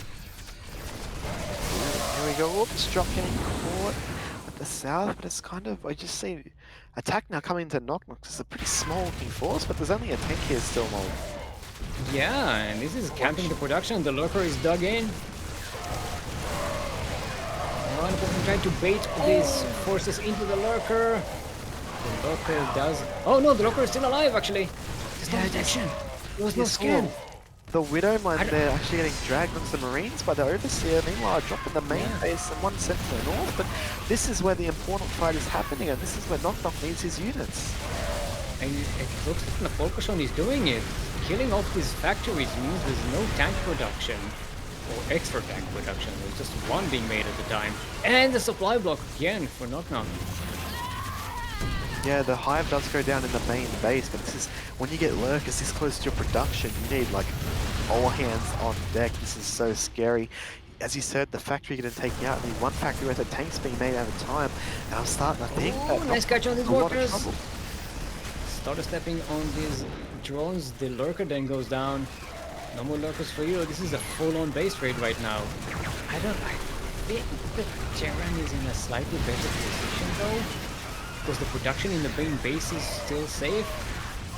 If that lurker doesn't go down, the scan was wasted. The lurker is still alive. Yeah, even though Napolcochon, he's got a lot of hydras and some lurkers, he's lost so much. He can't make any more lurkers. And he's still mining more than his opponent, and there's a lot of macro hatcheries. What does Napolcochon have in the third base though? Napolcochon has some defenses. He should be good. He can't make anything still mold. He can't even make blinks. He's sent back to the Stone Ages. Yeah, there are no tech buildings for Napolcochon. He's gonna have to This hold is the a huge drones. problem. The multi-purpose drones. And these, oh no, there's multi-purpose drones and now their purpose is gonna be to die. This is another creative strategy we used to do with Crank. It just make drones. Or just make workers. And then the big problem here is KnockKnock's got a bank. He's going to supply block soon though, however, but it's kind of the tale of like... Napolcochon just made a pool and 13 drones. Yeah, well, you can't really make anything else. Yeah. Oh no! It's all rallied here to the Widow Mine. And then we see that would like to see... The Widow Mine doesn't have the upgrade. Cause the armor is dead. Oh, true. You can actually kill it. The armor It's is visible. alive. I forgot about that. Yeah, this I don't think Napolcochon even realizes this is a Widow Mine. These lurkers are so important. There's only a couple left on the map. There's only Yeah. 3, and you know you can't afford to make more. I'd like to see a lair coming down somewhere for There's a the scan, but however. doesn't buy enough time. The lurker, yeah, he's in focus, but there's another lurker at the back. Yeah, that ghost Nice is use of broodlings. money in this case. There's a medevac per marine as well. These queens waddling back home as well, but I'm not Okay, sure. Napolcochon is attacking the secondary production location here for KnockKnock. So getting rid of these production buildings is huge for Napolcochon. Yeah, I actually wouldn't mind to see These are there. Great transfuses. Who will win first? Who will run out of energy first? The Medivacs or the Queen? looks like the Zerg hugging down The the Marines are high. 2-3, by the way. There's so much DPS on Oh, the these coast is like but yeah, six Lings coming Oh, down. but Zeppelins are coming in. Napolcochon remade that pool. And You know what yeah, I think the Zerg wins here. What I'd really like to have seen from from KnockKnock is maybe go with these factories at the bottom left position, go for a sort of Ghost Hellbat unit composition. Because the Zerg is literally, their lair's just about to finish Can't- now, and they're so... Oh, well, now it's a bit harder. You because can't. it's You need anyway. an armor for Helmets though. Armory for Hellbats, do you? Yeah, you do actually, yeah. Armor is actually an important building we're finding now. Yeah. I don't think I've ever seen like Widow Mines losing their upgrade because there's no armory anymore. I don't think I have either, to be honest. But yeah, these factories now, everything's moving to this, everything's migrating to the Great Planetary to keep safe. Yeah, look, Napolcochon now has an economy. There are 3 mining bases. There are tech buildings. A Roach Warren. Roach Speed is being researched. There's a lair has been remade. The Zerg is in a much better position than Terran, who is on 1 base with all of these production buildings and no money to make anything out of them. Yeah, he's got a couple of units which do splash damage, kind of keeping him alive here, but he can't really move out. Oh, stay surrounded! Oh, he gets picked up. There we go. Picking up that ghost to keep it safe. A couple of CVs making the trip across the map back home. These ghosts might be on a sniper lurker actually. No, just gets out of vision just in case. Is there's there no- Oh, snipe the locker! Taking... Oh, nice snipe on the locker. Good snipe by KnockKnock. What do you think of battle cruisers in this situation? You know, the armory for battle cruisers? But I think, yeah, it's starting to slip away from now. This is Terran player. KnockKnock is being very stubborn here, and Napolcochon is finding it difficult to finish the job, but I don't see a way in which the Terran wins here. Napolcochon can just win with Zerglings at this point. Things getting cleaned up, and as we know, Lings are one of the most efficient units in this kind of scrappy, low economy games, and we just see, you know, Napolcochon is just kind of making whatever he can. He's making roaches now, he's getting burrow, he's Getting even a getting a 4th high base. back up, yeah. And I think he just plans to just contain him and punch a forward when this Terran Well, right now, force Napolcochon tries to is going to clean up the main base of KnockKnock, making sure everything here goes down, or at least be chased away, so no more ghosts for you, no more extra supply. If he gets the NG base, there's no more turrets either. With this war. Yeah, that's right. He's going to get the supply block very heavily due to losing those 2 depots. And looks like this could be the fight that ends the game. He's going to load up and try and Yeah, get the away. minivacs are going to get them down. The ghost left behind. Oh man, that's such a dramatic play. Yeah, actually. They honestly... It's such a ridiculous thing that this one sound effect in the game is just so ridiculously like. Oh, I like this Widow Mine date though. I've been here all game. There is detection for Napolcochon. Look at his supply right now. Yeah, it's very skewed, I might say. I like that this orbital can't find a place to land. It's like, what? Can I, it's like looking for parking space. That is so funny. Trying to boost past these Hydras who are on patrol. And it's like... Oh, and Napolcochon is prepared to deny this expansion. Ah, they drop it, gotta get the drop. Yeah, go away. It's the Nothing power realizes. right? And the siege thing, it's like... you know you're in a good spot, you don't know how good of a spot you're in. It's like the Napolcochon is fine.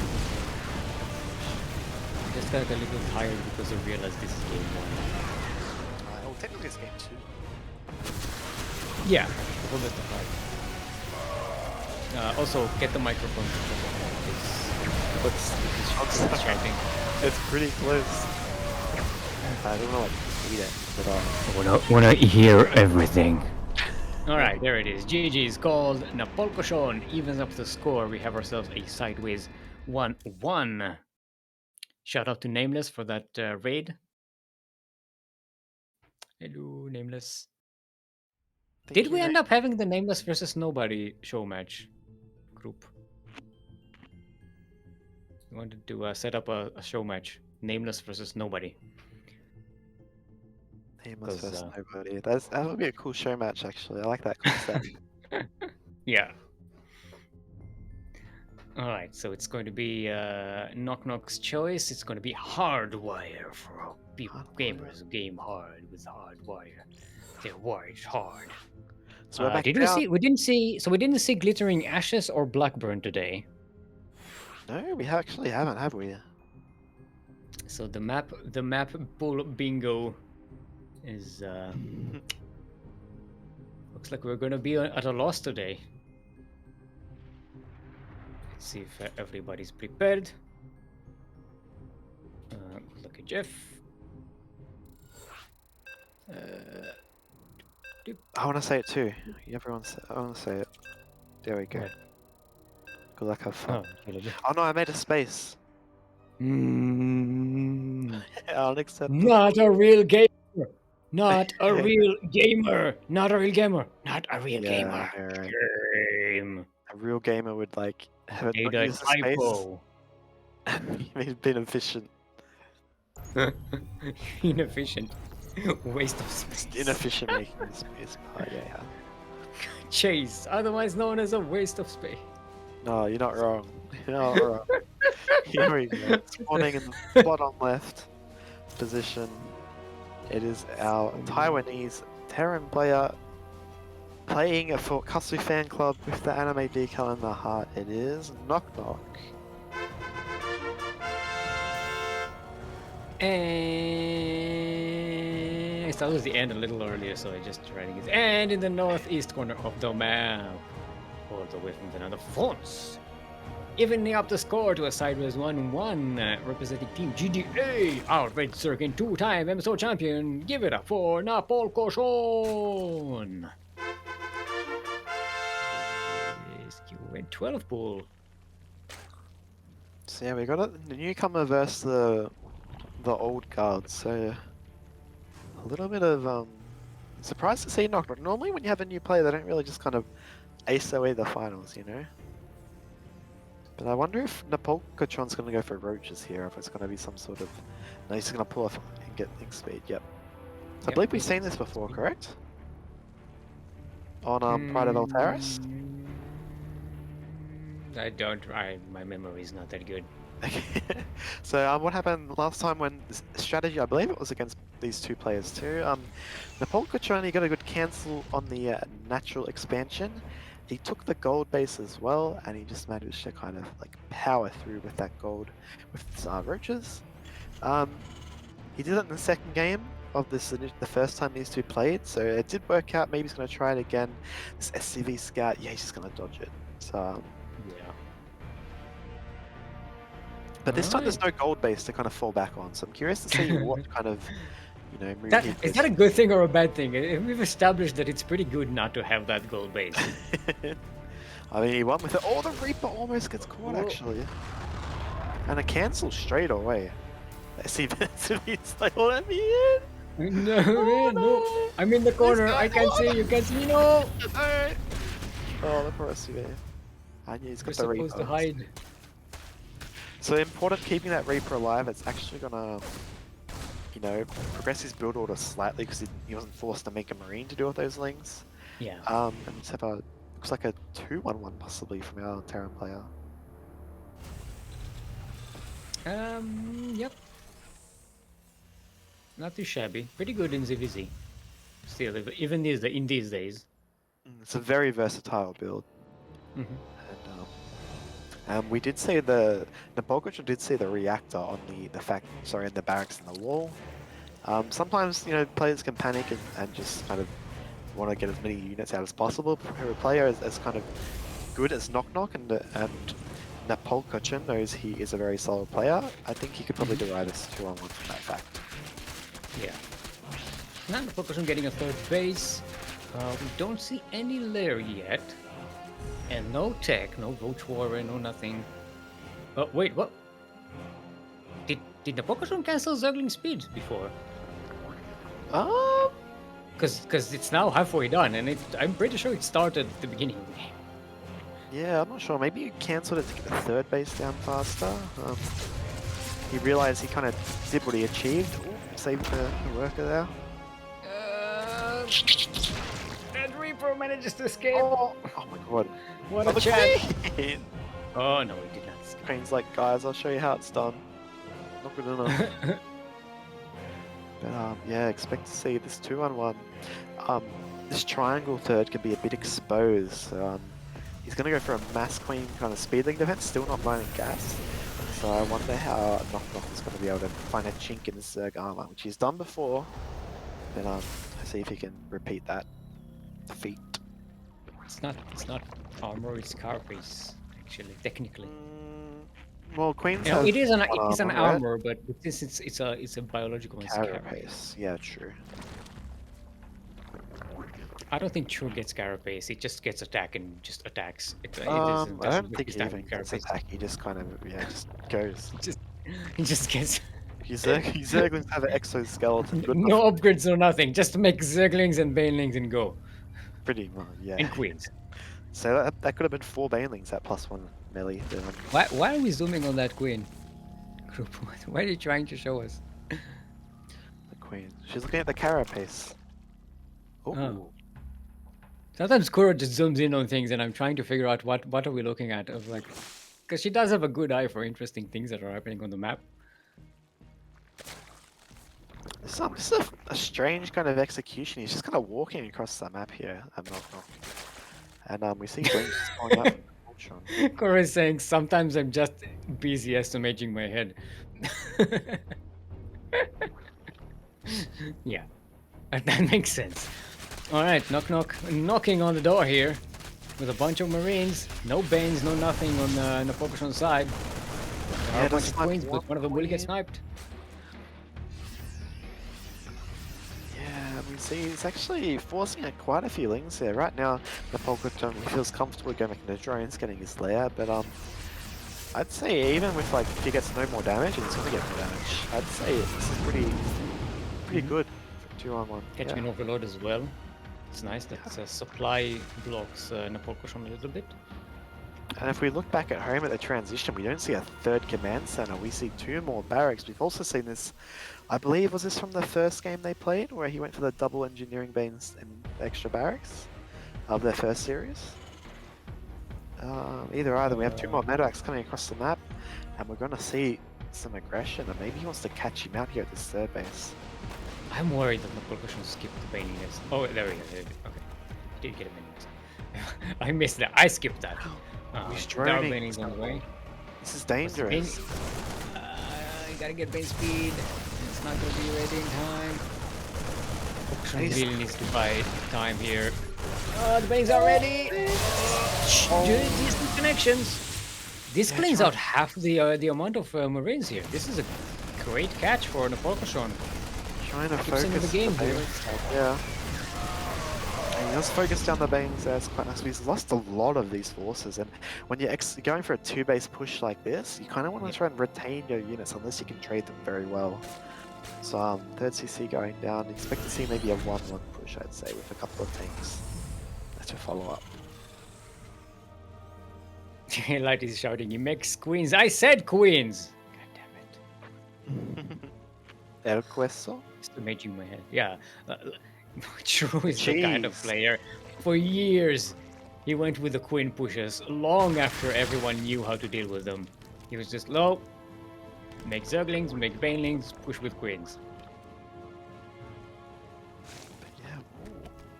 See a We Spire? have a Spire on the way. Yeah, what do you think? I don't... Spire can be good to have it built, but I don't think it's going to help him with holding this upcoming push we're seeing.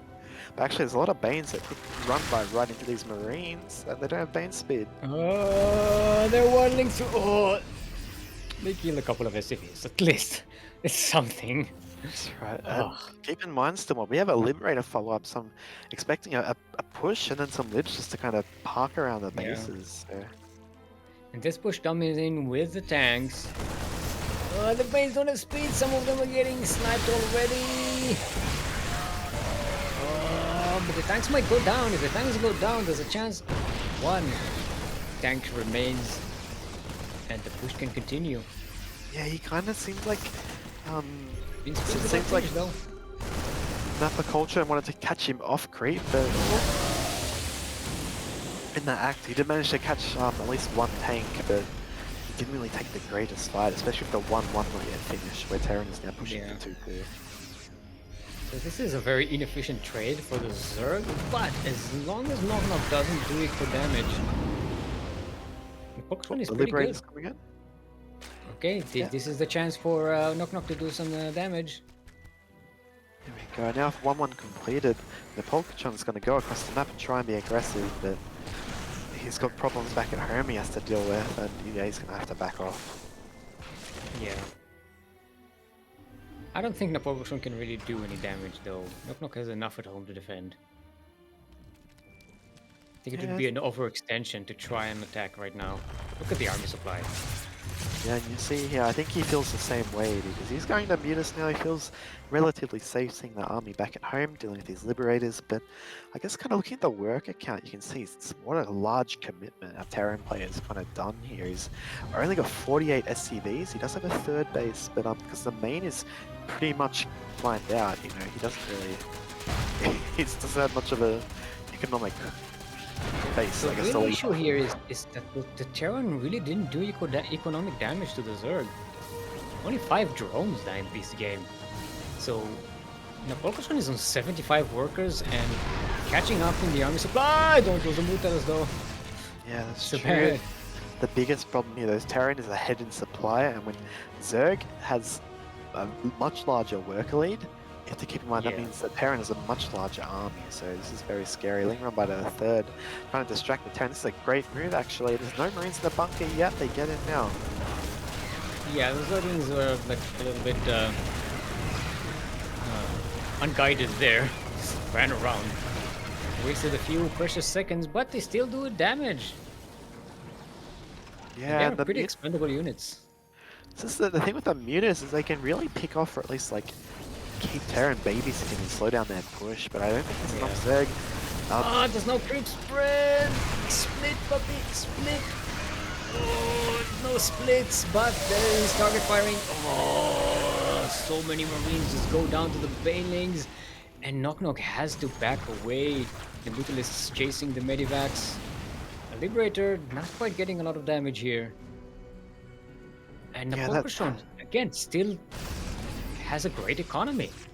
KnockKnock just not doing enough eco damage. I agree. That fight was looking very, very kind of shady for Napolcochon, but in the end, he did have a good Baneling count left, and even though he lost a lot of mutas, he manages to hold the push. And now we see that economic discrepancy. We see like the Zerg is looking very comfortable. He's taking the gases at his 4th base. He's going to be teching into Hive soon. Yet there's the infestation pit, and I think Steelmold, we're going to start to see Zerg potentially snowball in this game. Yeah, it's still touch and go. There's no clear advantage to either player. KnockKnock still has the Terran production, so on 3 bases can produce a lot. But the Zerg is about to get that big boost you get when you had an economy for a while, and you're like, oh, I just have a whole lot of larva and a huge bank of gas and minerals, and I just make a whole bunch of units all at once. Yeah, that's right. So, and the creep spread is also decent as well, which gives him a bit of a heads up in case he gets attacked. He's got a couple of queens chilling in the main, but this position here, I feel like KnockKnock can't really push in here because he's got a lot of Marines, but he's only got 3 tanks. And the further he pushes into this position, the more he'll expose himself. Yeah, the infestation pit is finished for Napolcochon. We have a hive on the way. Yeah, we got some run-bys. Oh, they managed to get into the natural base, running the tank. The Banes! Oh, Bane's here as well. I didn't even notice that. Yeah, very good micro to manage to micro that in real time. As he's going to pull the trigger here on this push here, these tanks in a great position, but these Marines are being split very well. I think, yeah, he's going to have to back off here. It should be noted though that the Napolcochon is quite behind in terms of upgrades. And these Marines are very survivable at the moment against the Banelings. Yeah, we do have 2-2 Marines against 2-1 ground with the Banelings.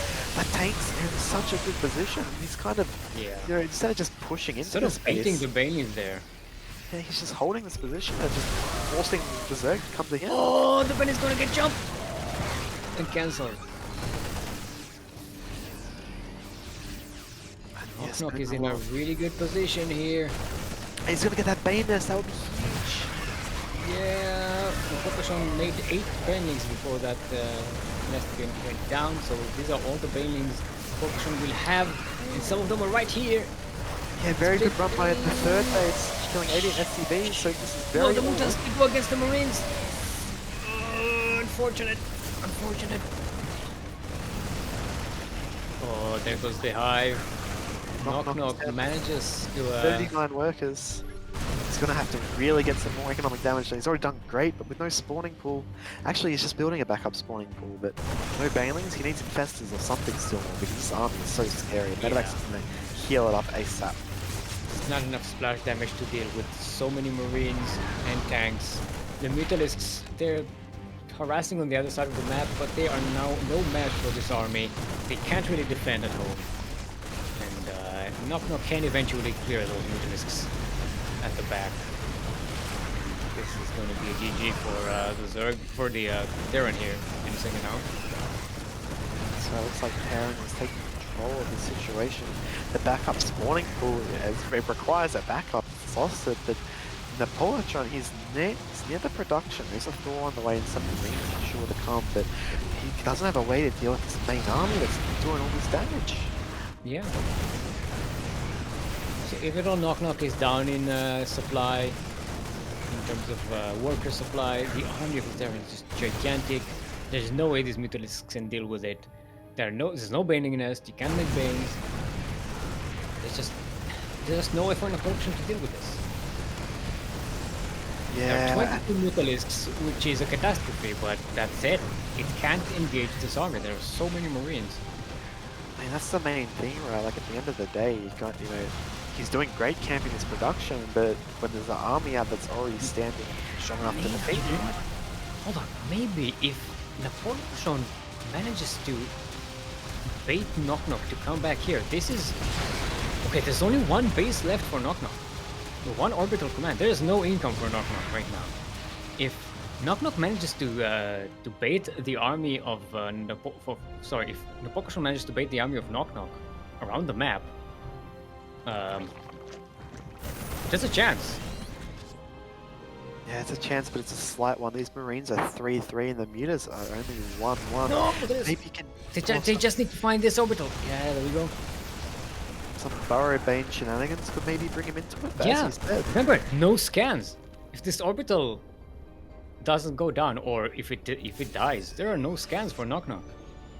Actually, yeah, you're right. Steelmold is possible, but... Oh, coming in from behind. No! What? Oh, he's going for the tanks instead of that orbital. Yeah, and we see he's KnockKnock's going full base trade mode. He's trying to have his army follow this orbital, but it's not easy when you know, the orbital's much slower, and the muta's going to come in again. Don't see And now these Marines. Napolcochon has a Baning nest now. But just see how these Marines are shredding through the mutas. Oh no, this is a bad trade. Such a bad trade for Napolcochon. I mean, I guess it's kind of desperate because KnockKnock is knocking on that one base that Napolcochon has here. There are still hatcheries all over the map, by the way, for Napolcochon. He's going to get the command center. Or maybe not. Orbital. If it starts burning down, though, Yeah. and he can't land it to drop a mule. There's too much Well, creep. you can land it and you can drop a mule. Mr. Ah, Baines. that's it, yeah. Alex! Yeah, Burrow Baines. Gotta bait more into this. He's gonna come with the mutas. Oh, probably not the best Bane here, but this orbital is burning down. That would have been perfect. This is... Talking about Napolcochon's crisis management, this is a weird base trade. It is indeed, yes. So hatcheries all over the place, but now Napolcochon is out of money. He can only make one drone. And KnockKnock, I think KnockKnock thinks he's won it. I mean, how many Moodles do we have left? We have 13 Moodalisks. Can Napolcochon actually go for building with victory? I think if Because he cancels his hatchery, he did cancel he one still has hatchery, drones yeah. on the map. He still has drones on the map. But with this, has he got the factory above his army? No, he doesn't. I don't think there's enough mutas actually to kind of choose. The orbital is about to go down, by the way. It's burning. It is burning and it will fall. He's trying to That's- land it. He's gonna be able to land it. Oh, it's gonna be Change landed up in the front of us to land. Is it gonna be... No! Too slow. And now it's gonna get revealed. And actually, there's no SCVs here. They can't. There's one SCV, but they can't mine. They can't build more buildings. This could be Yeah. forcing a draw, possibly. Could be. Could be. Because the mutants As can long just as- fly in a corner and not die. And As long as he has a base and a drone, but I don't think. Napolcochon is down. Napolcochon has a spore somewhere. Yeah, it's somewhere. There's still a hatchery at the south base. KnockKnock is about to kill it, I think. If they actually scout it. It'll be so easy. Oh, the Mutalisks! Spore in the main. Don't get chased down. Napolcochon, babysit the Mutalisks. Something small. It's very hard to do in the moment. But as a Zerg player, when you know the situation your opponent's in, they don't have any resources. You don't have to kill the buildings. Just get them burning. You can Yeah. remember they're burning and This is kind of an awkward win, but KnockKnock. This is such a commando move by But he Napolcochon. reveals his base, and it's the only base he has left. No, Which but he means- still has buildings out of the map though. Yes, And he I think does. as soon as KnockKnock moves out to kill those buildings, the Mutalisks can circle around and kill all of the Terran buildings. But he split his marines in half, unfortunately. I think that I'm rooting for Does Napolcochon he have to enough though? end the game. Yeah. Alright, there are NG bays and a couple of And yeah, here he's splitting his units. Yeah. Yeah. The spore is being hunted, Steelmold. yeah, but there are still extractors out on the map. Right, KnockKnock. Jeez, this is such a desperate move, Rio, on the natural base of KnockKnock. We've got two refineries, two supply depots, and Will they take two damage? NG bays. Oh, the NG bays on fire. So all he needs to do is just put them on fire, but I think that eventually these extractors will get hunted down. There's no drones on the map, these are the last buildings.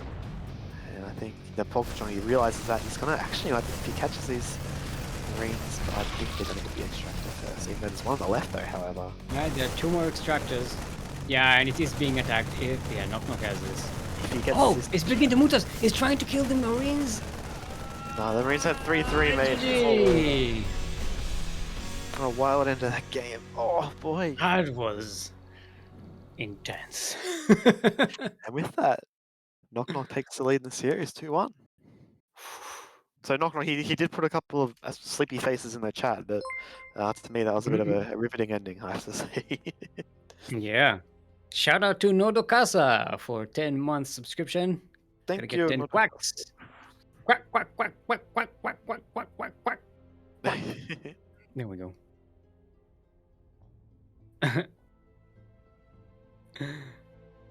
Napolcochon is like, well, what to say? Altaris. We didn't have Pride of Altaris in this series yet, right? Yes. I don't think we did. Yeah, I don't believe we have actually, and keep in That was a mind, very clutch base trade right there. Napolcochon last time they played on Altaris, he managed to win, so this could be an interesting game as we reach. We're only actually only 10 minutes away from 5 hours from this tournament, so it's been a grind, hasn't it? Yeah. But Look, we're finally. we had what 6 players signing up today. It's And just like look almost an look at hour the kind of before. games we're getting. Every series was a clutch here. No series that we casted was actually a bop. It's been some really great series, actually. Yeah, all of them had some pretty intense moments. KnockKnock just asking for a minute, so if you guys Yeah. have a drink, you know, or go get a drink if you need one. Because this is, I feel like it's going to be a pretty explosive end to this series. These two players pretty evenly matched, and it's crazy to see how, yeah, how these games have been going. Kuro is trying to trigger me in the live feed chat. He's saying we should have made lower bracket best of 3. We did that once. Made the lower bracket best of 3. It was a nightmare. That tournament never ended. Oh, Hmm. And he is back now. okay, there we Have go. a look. Everybody's ready. Let's get Oh, right onto it. I think lower bracket should have been best of 7. Because then you know who really deserves to move on, you know? This is the 69th chase. No, this is the 69th MSO, Master Swan Open. See you there. Oh, we need a best of 69. That makes sense, right? No, but we did have when we had SDO number 69. We had the map, the 69 map that was it typo negative, negative 0. What's the name of that map maker made? I have no idea. Hey, we have an SMR intro, by the way. Okay. Do you want to go first, Tommy? I'll take that as a me spawning in the top left position. He is on match point. It is your Taiwanese Terran player. Playing for Kasu Fan Club, it is KnockKnock.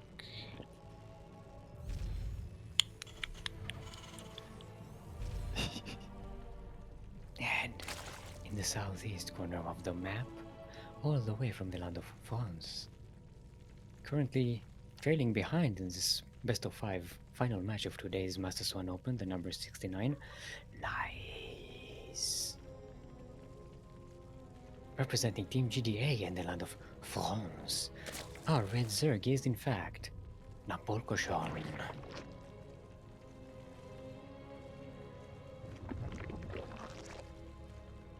All right.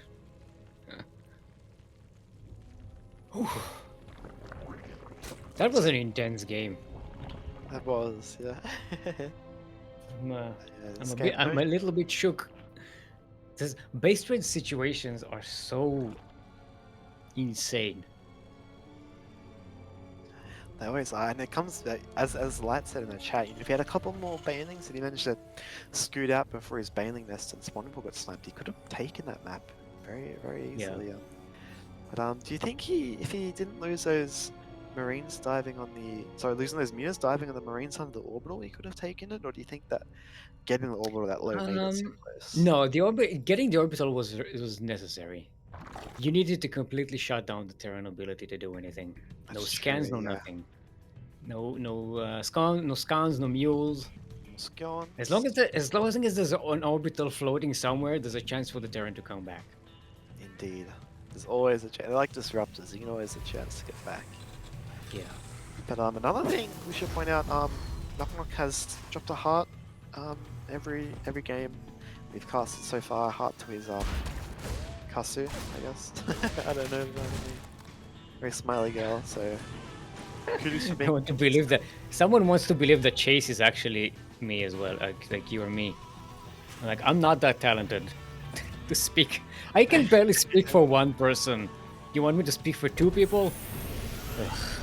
I just want to point out, while the Reaper barely escaped with its life with red hit points that Kuro was looking at, I was just staring at the decal. So but oh, that's a very fast lair. I'm thinking Midas already. What do you reckon? Oh, it's gonna get scattered. Yeah. Oh, he's gonna save it though. thinking. Let's gamble This is with Roachnitis. This is 100% nice. Yeah, he's getting the Overlord in position. A Link's coming in, and I think this is Yeah, we such a got two wide guesses. natural, I yeah. think it's Roachnitis. Unless he 3 wants to guesses. throw a curveball and go for Spire, two-base Spire, but I think this early on, you know. Two base Muta! He's actually going for 4 gases now. Maybe it's not a Nidus. And then the Pokestone was like, you know what? Those Mutas, they did pretty well in the last game. I'm That's gonna go not with that. again. But yeah, he did play quite well. All these. Yeah, I'd say it is Muta because he did finish Ling Speed. Normally, when you go for Roachnitis, you kind of cut the Ling Speed out. So I'd say you're right, Steelmold. There we go. The Spire is down. And now it's going to be up to our Terran player to figure out if it is Roachnitis or Spire. I'm not sure if he made the change. Sort of This scouted. time But KnockKnock went with a bit of a more conservative harassment here. So only a 4 Hellions, and that doesn't look like it's going to punch through and just see what's in the Polcochon's main base. But actually, if you look at KnockKnock's main base, he's got a medevac coming, and he has got Marauders stacking up and a armory. So he'll be trying to kill a Zerg player, but I really don't know how this interaction will go, because nothing shoots up for Terran, but Zerg only has stuff in the air. He's got a spine action, he's got 2 spines coming. It depends on the timing. If Napolcochon manages to get the Mutalisks out, it's gonna be pretty much a big win for the Zerg. But if I think he KnockKnock will. attacks before that, and Napolcochon basically doesn't have anything to defend against the Hellions and the Marauders. One small mistake, they're only having 2 drones in the gas main. Napolcochon, the wall is not a wall. The wall is not a wall. If Napolcochon gets in here, this might draw the Terran army back. I don't know if he'll be able to draw back, he might just have to attack the Lings get in. Oh, the wall is not a wall. The Zuglings are in. And the 8 The Terran meters are army on the coming way. back. Yeah, 8 Mutalisks are being made. 11 SCVs go down. 13, 14 go down already. And This he is comes forcing the Terran attack. to go all in from here on out. And the Muta's halfway done from top. There's 2 spines here still on. Yeah, as long as there's something on the ground, the Mutalisks will be able to deal with these Hellbats and Marauders. Yeah, it's just There we gonna go, be the damage. Mutalisks are out. It's just gonna come down to damage mitigation here. You know, he's gonna clean this up eventually, but how many drones are gonna get killed? And it looks like he might just save almost all of them. Oh. Yeah, it doesn't really matter all that much because remember the Napolcochon did do counter damage pretty well, and there are still Zerglings in the natural base. I think that's just Actually, GG. Orbital floats up. The Orbital's got bad memories. This is a very GGable situation. Yeah, we have everything, you know, Vikings on the way, you got Stim Marines to come as well, but I think that... I like the KnockKnock is just Widowmine fine. addition, but it all depends. If Napolcochon tries to attack with the Mutalisks now, I think he kind of loses. No, I think he just wins. Oh, just in time for the Widowmines to pop out, and then the Mutalisks to back away. Well, Napolcochon is a Chad gamer, but if he wants to be a mega Chad gamer, if he just drags the mines onto the Vikings, Yeah. that would make my day. Yeah, the Zuglings are in! They just need to bait with the Widowmines, but there's still another Widowmine shot. Oh well, I think this could just be GG. Ooh, nice pick up there. Napolcochon is splitting out that one Zergling that was targeted by the Widowmines. Now that the Widowmines have been used up, the Mutalisks jump ahead. Keep in mind, there is an armory, so these Widow Mines are burrowed, they aren't able to be seen, but GG's GG. gold! We're going to an ace match still, Mol. Ace match! Yes! Absolutely. Exciting. No other way to end it. It has to be an ace match. Fantastic. Every game went to the ace match, even the best of one. Eh? I'll give you that one. Yeah, I'll give you that one. Thank you. I needed that. Well, there's one more game to go, buddy. I could use all the what's it? The recognition I could get. Speaking of Blackburn. recognition, Blackburn. we've got a map recognized. It's going to here. be a next map. Blackburn with an ace match. Oh, and I'm curious. Now we I've- did lose the map bingo, by the way. We didn't see any glittering ashes today. Yes, true. This is a We didn't see true either. Yes, also true. Yeah, here we go. Ace match on Blackburn LE. We're going to be playing. We have got Zerg versus Terran, Taiwan versus France, as you say. France is the right way to pronounce it, correct? France. France, not France. France, La that's République too English. I don't. France. You say France. France. I like France. It sounds fancy. All right. Yeah, here we go. So, Ace match. Napolcochon saying, "Good, ready, sir." Yes, that's some gentlemanly spirit here. And KnockKnock's so ready, he forgot his Y. Just said RD. Yeah. Early, early. But here This we is go. America. We're early. I don't know what that means. I like that. Is that a Marauder decal that KnockKnock has? On the That's right, a it Marauder, is right? indeed a Marauder, yes. Yeah. It's a fancy That's- looking I Marauder. very rarely see that one. Very fitting. Speaking of this player, here we Yes. go. Steelmold ace match of MSO number 69 spawning in the bottom right corner of Blackburn LE. This map, the first time we're seeing it. It is going to be our Taiwan Terran player representing the Kasu fan club. It is KnockKnock.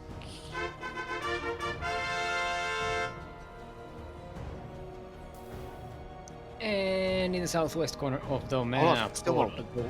I must stop you. What? For Yaku has redeemed the Ryan intro. And in the southwest corner of the map, all the way from the land of Russia, it is a red. No, not Russia. From France. It is a red Zerg. I got confused there for a second. Representing Team GDA, it is Napolcochon. I'm just trying to add more syllables because that's what Australians do. Add more That's wonderful. vowels. Just add more vowels to a word, and that makes it work. I'm glad you said he was from Russia because I have like stuffed up the player nationalities so many times. So I feel a bit better. Such a good co-caster, Steelmold. Look out for my feelings. You got me. Yeah, it's look. You catch me by surprise with the intro. Yeah. We don't normally. If someone redeems an intro and the intro is already started, we don't usually stop. But He literally this time- redeemed it as Kuro zoomed in for KnockKnock. So yeah, I guess he did get a Ryan intro, right? 'Cause with the same accent. Ryan. Ryan. Yeah, that's what I said. That's what was my point. Was like, well, Chase did the first one, and he's already did a Ryan accent by default. So Yes. You know. Indeed. But wow, here we go. Ace match. This is gonna be exciting. Look at this. Look at this drone. He's vibing. He's going around. He's gonna get. See, the thing nothing. with It's map, going to do nothing much. this map it doesn't Blackburn get a. is- this map Blackburn. Sorry, this map Steelmold in this matchup. The SCV can block the third base. Like before. There's a the- map called Steelmold. Steelmold LA. So the fact that that's why he kind of like hit the drone a little bit, because otherwise it could have very much got blocked. Yeah. All right, Reaper comes in, sees everything. Gonna get a good scout. Ooh, Being chased by Overlord first speed. those Zerglings. Yeah. Not something you see every day. Now what does this mean? Still, is he being I extra mean, we safe? saw it a Is he lot gonna go today. for drops? Technically. Overlord What are you saying? speeding. What do you think is it's a very safe kind of open. Do you think he just wants to know what his opponent's doing and just be extra careful with the scouting? But do you think he's gonna more Yeah. dastardly, maybe Queen Dropling versus Banshee? Use his mind. It's an ace match of a final. I mean, so I'm it's thinking a to good be map. safe. If any maps, this is a good map for Overload speed because you gotta have the air vision on the middle of the map there. Yeah, that's true. You This can't is- neglect that. It's a very kind of linear map, right? There's a couple of main attacking paths, but there's no really like there's no kind of places you can get caught off guard except for the main base, really. And as we see this Overlord Scout seeing the third CC, looks like KnockKnock's going to revert back to his very first game where he just powered through with macro. And so upon seeing that, Napolcochon is just going to drone and drone. And I even see the gold base be taken soon. Yeah. Like he's complaining that you weren't Australian enough for the Ryan intro. Me? I didn't see it until I said the intros. That's my defense. It's not our fault. Yaku just redeemed it in He- a bad timing because he forgot that the stream is like 2 minutes ahead or 2 minutes behind the actual That's okay. reality. I'm too tired to do another intro, to be honest. It's getting He a said bit reality isn't even here. Is probably asleep. Oh, actually, reality is here. Reality is the one who redeemed the SMR intro.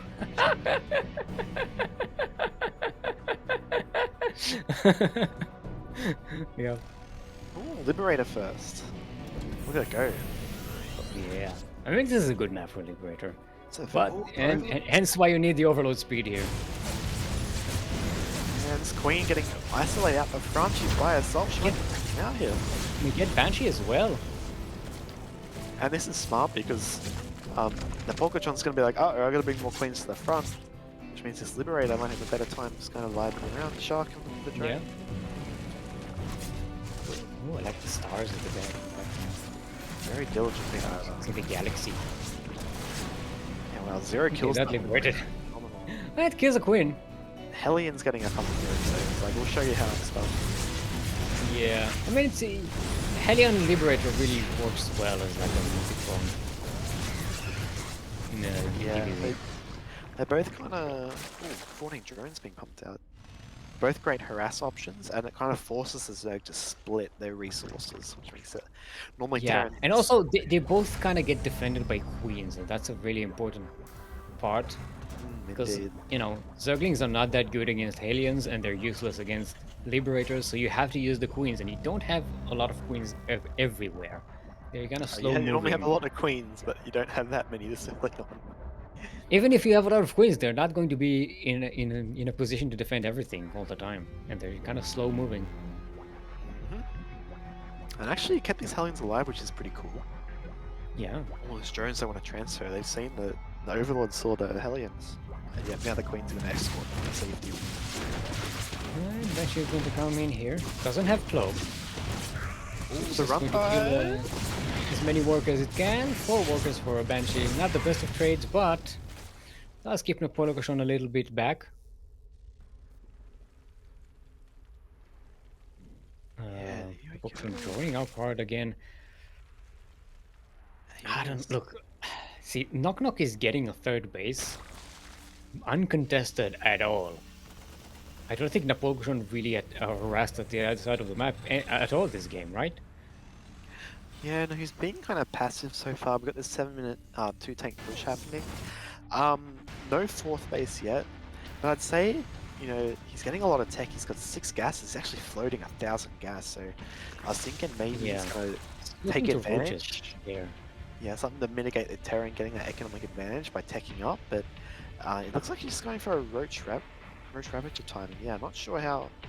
Should be able to hold this push, but I'm not sure how I'm going to be able to transition. It's a bit of an anti-timing here as KnockKnock finishes 1-1, but Napolcochon's 1-1 is about 20-30 seconds behind. It's like as well as Roach speed. Yeah, it's a good timing, but I'm not too sure about this attack avenue. It's kind of the one that makes the most sense. You see him shifting around here now, but he's not really threatening any drones, really. And we see that upgrade advantage is going to slowly start to diminish as the 1-1 finishes for our Zerg player. And even though this position is really sick, like this was very popular when the map first came out, the reason you don't see this often anymore is it's just you don't really threaten anything. It's so far away. Actually, still, the Napolcochon coming from behind, he might grab these 2 tanks. Oh, the slow lanes, they do manage to get to the tanks, and the Biles get care of the tanks, but now all the Zerg army is down there, and not up here defending. Yeah, Here Roaches and Queens are going to try and deal with his Marines. They buy a lot of time. Awkward split of the units here. It looks like the Napolcochon's going to go against the map and try to get damage done. There's a lot of Marines.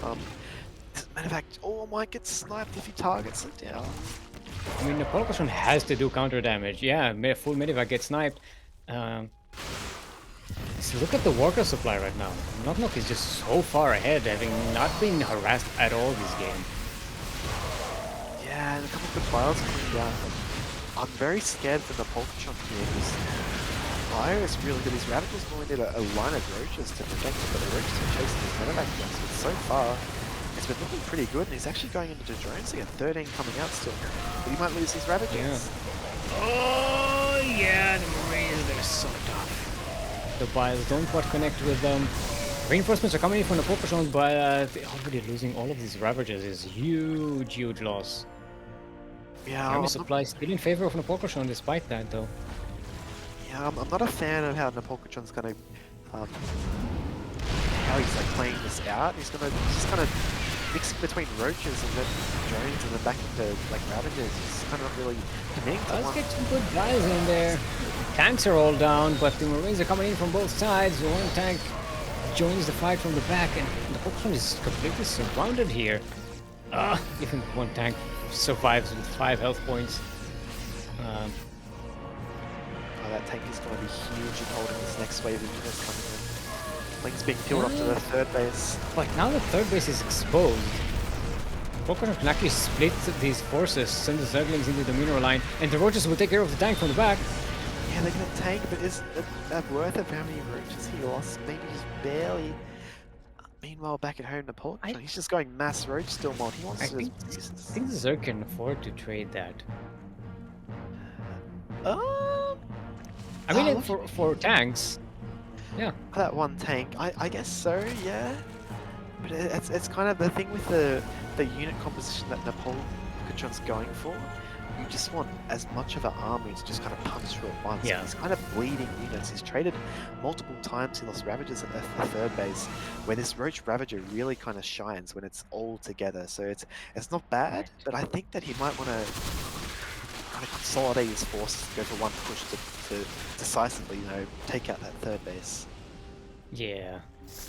Now KnockKnock is setting up a drop here in the northwest 4th base of Napolcochon. There's not much to defend. Napolcochon bringing back the army to deal with this. Yep, drop it home. Pushed away. It does force the Zerg to stay back. It allows Terran to keep tabs on that army too. And we see the gold Terran base is taking now a gold. Indeed we do. You notice that the Zerg did not pick the gold base. No. I'll tell you Steelmold. Every time I see Zerg take the gold, it gets abused so much unless they've got really good map control like this. And we now see the next phase of the plan here for Napolcochon. He's getting infestors. I mean, you can just bile the SCVs from behind the mineral line. Yeah, that's what I mean. This gold base is a trap. It's only got 6 patches, guys. Come on. Usable. Yeah, Ravager's very ranged too. Ooh, nice buzz there, catching a few of the Marines as well. But now the tanks are covering that position. Napolcochon has to back away. Yeah, smart move here by Look at the Terran income. Terran With the mules on gold. Smart move. Sending his medevacs to the south, realizing the Roach army is at the north, and look at this, straight away he's pushing the north too. KnockKnock is mobilizing his army very well. He's going to stretch the Zerg play around, or is Napolcochon just going to go for an attack here? Napolcochon does see with the Overlord at the south corner there that there's a drop into the main base, but there's like nothing to defend. Yeah, his army's kind of in no man's land here. He's not really in position to defend either of these drops, and that hive is under serious threat. Yeah, it's actually going to go down before it finishes. And Napolcochon still has to deal with the 4th base attack, losing 18 drones, and KnockKnock actually gets away with a lot of the army intact. Yeah, no, that's phenomenal work by KnockKnock. Really good maneuvering. He does take some vials in his medevacs at the top, and he keeps them alive. That's the main thing. A low health medevac heals as much as a full health medevac, so well done in that regard. And as you said, Steelmold, the gold base fighting is phenomenal. And we go 5th as well. Hold on, I need to have some water. I just realized we've been casting for over 5 hours. It's been a long time indeed. The final straight. And I haven't finished my bottle of water, which is a bad sign. I usually have a refill by now.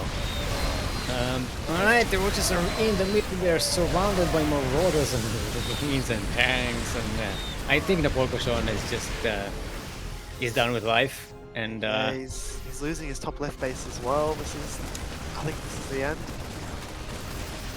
Yep. Gonna get the flags ready. I mean, we've seen Napolcochon come back from tough situations, but this one, I don't know. This is a monumental Don't even have task. Mutalisks right now. I mean, normally if you have Banelings or Mutas, you know, you can get more value out of them, but Roaches are simple in their design. They're armored, they're bulky. And I think that, yeah, it's getting to the end. Or maybe midway through the end. Yeah, this is the ending of the end, looks like. This is the last army that Napolcochon really has here. Kind of out of larva to make anything, despite the fact that Napolcochon has a bank. Yeah, well, he's only got 2 bases. He's had the rest of them sniped, so unfortunately, he's got 2 queens. He's drones. You know, the remnants of the hive mind's army trying to, you know, drag this on and keep the brood safe. But it looks like Yeah. Maybe we're caster cursing KnockKnock here, but Napolcochon seems to be surviving. Yeah, there's just more and more coming in. Ghosts are joining the fight. 23 is about. Ghosts are leaving the fight as well. This is the final stand. Your winner for the Master Swan Open 16. No, don't call it before there's a GG. So close. It is going to be. Don't curse KnockKnock. Players. It's tough enough playing against Napolcochon. KnockKnock, who it is. He's holding on. He doesn't want to leave this final. It's his final breath. I mean, you want to get you're on the final anyway, don't you? Yeah. Yes. Good up. GG's called. KnockKnock. There we go. MSO Master Swan Open number 69 champion. So very strong showing by the newcomer. Wow, what a day of series we've had today, Steelmold. Yeah, GG. So wave your flag. So wave your flag. So wave your flag. GG. Flags. Very nicely done. GG well played. KnockKnock is saying you too. Now both players get a prize, by the way. So you know, Doing both that? the winner and the runner-up in MSO get a bit of a prize. So that's nice. Very cool. They get a choice as well. They get to choose what they want for their prize. Speaking of prizes, we haven't even had. As long as this tournament was, we barely even had the time to speak about the Patreon page, so, which we have. I just realized this was a tough guy. It's been a long time since I've casted for 5.5 hours. Good thing Light made you cast today. Oh. I would have fucking died. Yeah, I'm still gonna get up early in the morning. I didn't expect it to take this long, but that's what we do here. Please stick around, thank you viewers. Stick around until after the outro. So we're going to raid some other StarCraft 2 related channel. And we have some more information for you here as well. Information like Chase! Where can people find more of you? Me, I am here. I am Jackson_Kelly on Twitter. I don't tweet as much, but you can find me there if you want to vibe. Sometimes I post cats, but yeah. And Steelmold, where can people find you? At Twitch/Steelmold. Twitch.tv/Steelmold. That is Twitch.tv/Steelmold. And on Twitter, Steel_Mold. That is Steel_Mold. Come Is and it at still me like the weapon? if you have And mold guts. isn't what you put the weapon in, right? No, not at all. Still like the metal. Mold like the thing you put the metal in so that it changes its shape when it cools down. It's very simple. And of course, on observation/streaming/production/admining/sometimes making lobbies, today was your 16th Squad Sanseki, otherwise known as Kurro, otherwise known as Group Hero of the Wasteland and Savior of Esports. It is Group. Just the Kupo. The Kupo, the best Kupo in all of Kupoland. Yes. It is. You can find her on 16th Squad S on Twitter, at 16th Squad S. And on Twitch, it's 16th Squad Sanseki. She sometimes streams Final Fantasy 14 and stuff like that. It's pretty cool. Indeed. Thank you, Light VIP, our admin for today. Admin / I don't know, doer stuff. And supplier of the prize money. Speaking of which, if you want to help Light supply the prize money, exclamation point Patreon in chat. We sent you to our Patreon page, which we have. All of the money goes to support the many endeavors of the CranKy Ducklings, including our professional team, our players getting paid, and the projects that we sometimes manage to organize, our prize pools and such. And Go ahead you and get- support us. You get free replay pack. Oh, not free replay. If you sign up, you get replay packs. And Yeah. not saying any names, but I hear there's a very, very strong Terran player who needs to defend his title in the Sparkling Tuna Cup. So if you want some, yeah, what did I say? If you want some Beyond versus True replays, You said his name. Yeah. Oh, man. I was gonna say something that runs. Why with not? Beyond. Why not say? Why not say it? This is advertising, Chase. I know it runs with Beyond. Ryung. Want some Ryung replay. Which I we guess- actually we kind of want him do to have come and Ryung. play. Yeah, if you can get The him in there. tournament is somewhat named after him. So, Actually, yes, Sparkling Tuna, correct. Ryung Tuna. But yes.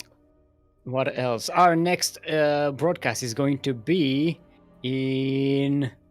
It's count. It's going to be 6 hours plus 2. So it's going to be 8.5 hours. It's going to be Sentimiento Latino, number 125, right here on the CranKy Ducklings. On Sunday, we have the ESL Open Cup Asia, number 113, which is going to be fun. And of course, next week, we'll have another Sparkling Tuna Cup and the Sea Duckling Open on Friday, the same time as this tournament, both of these. So, yeah.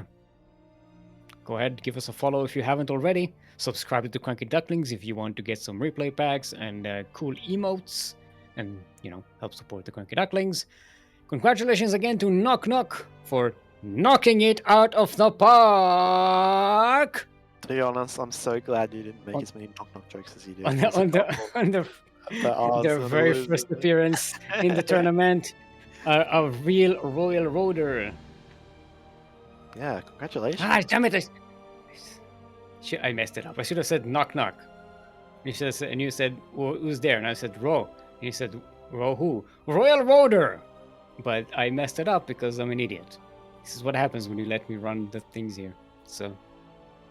You know better. I only do lame puns. I would butcher this. I butcher so many things.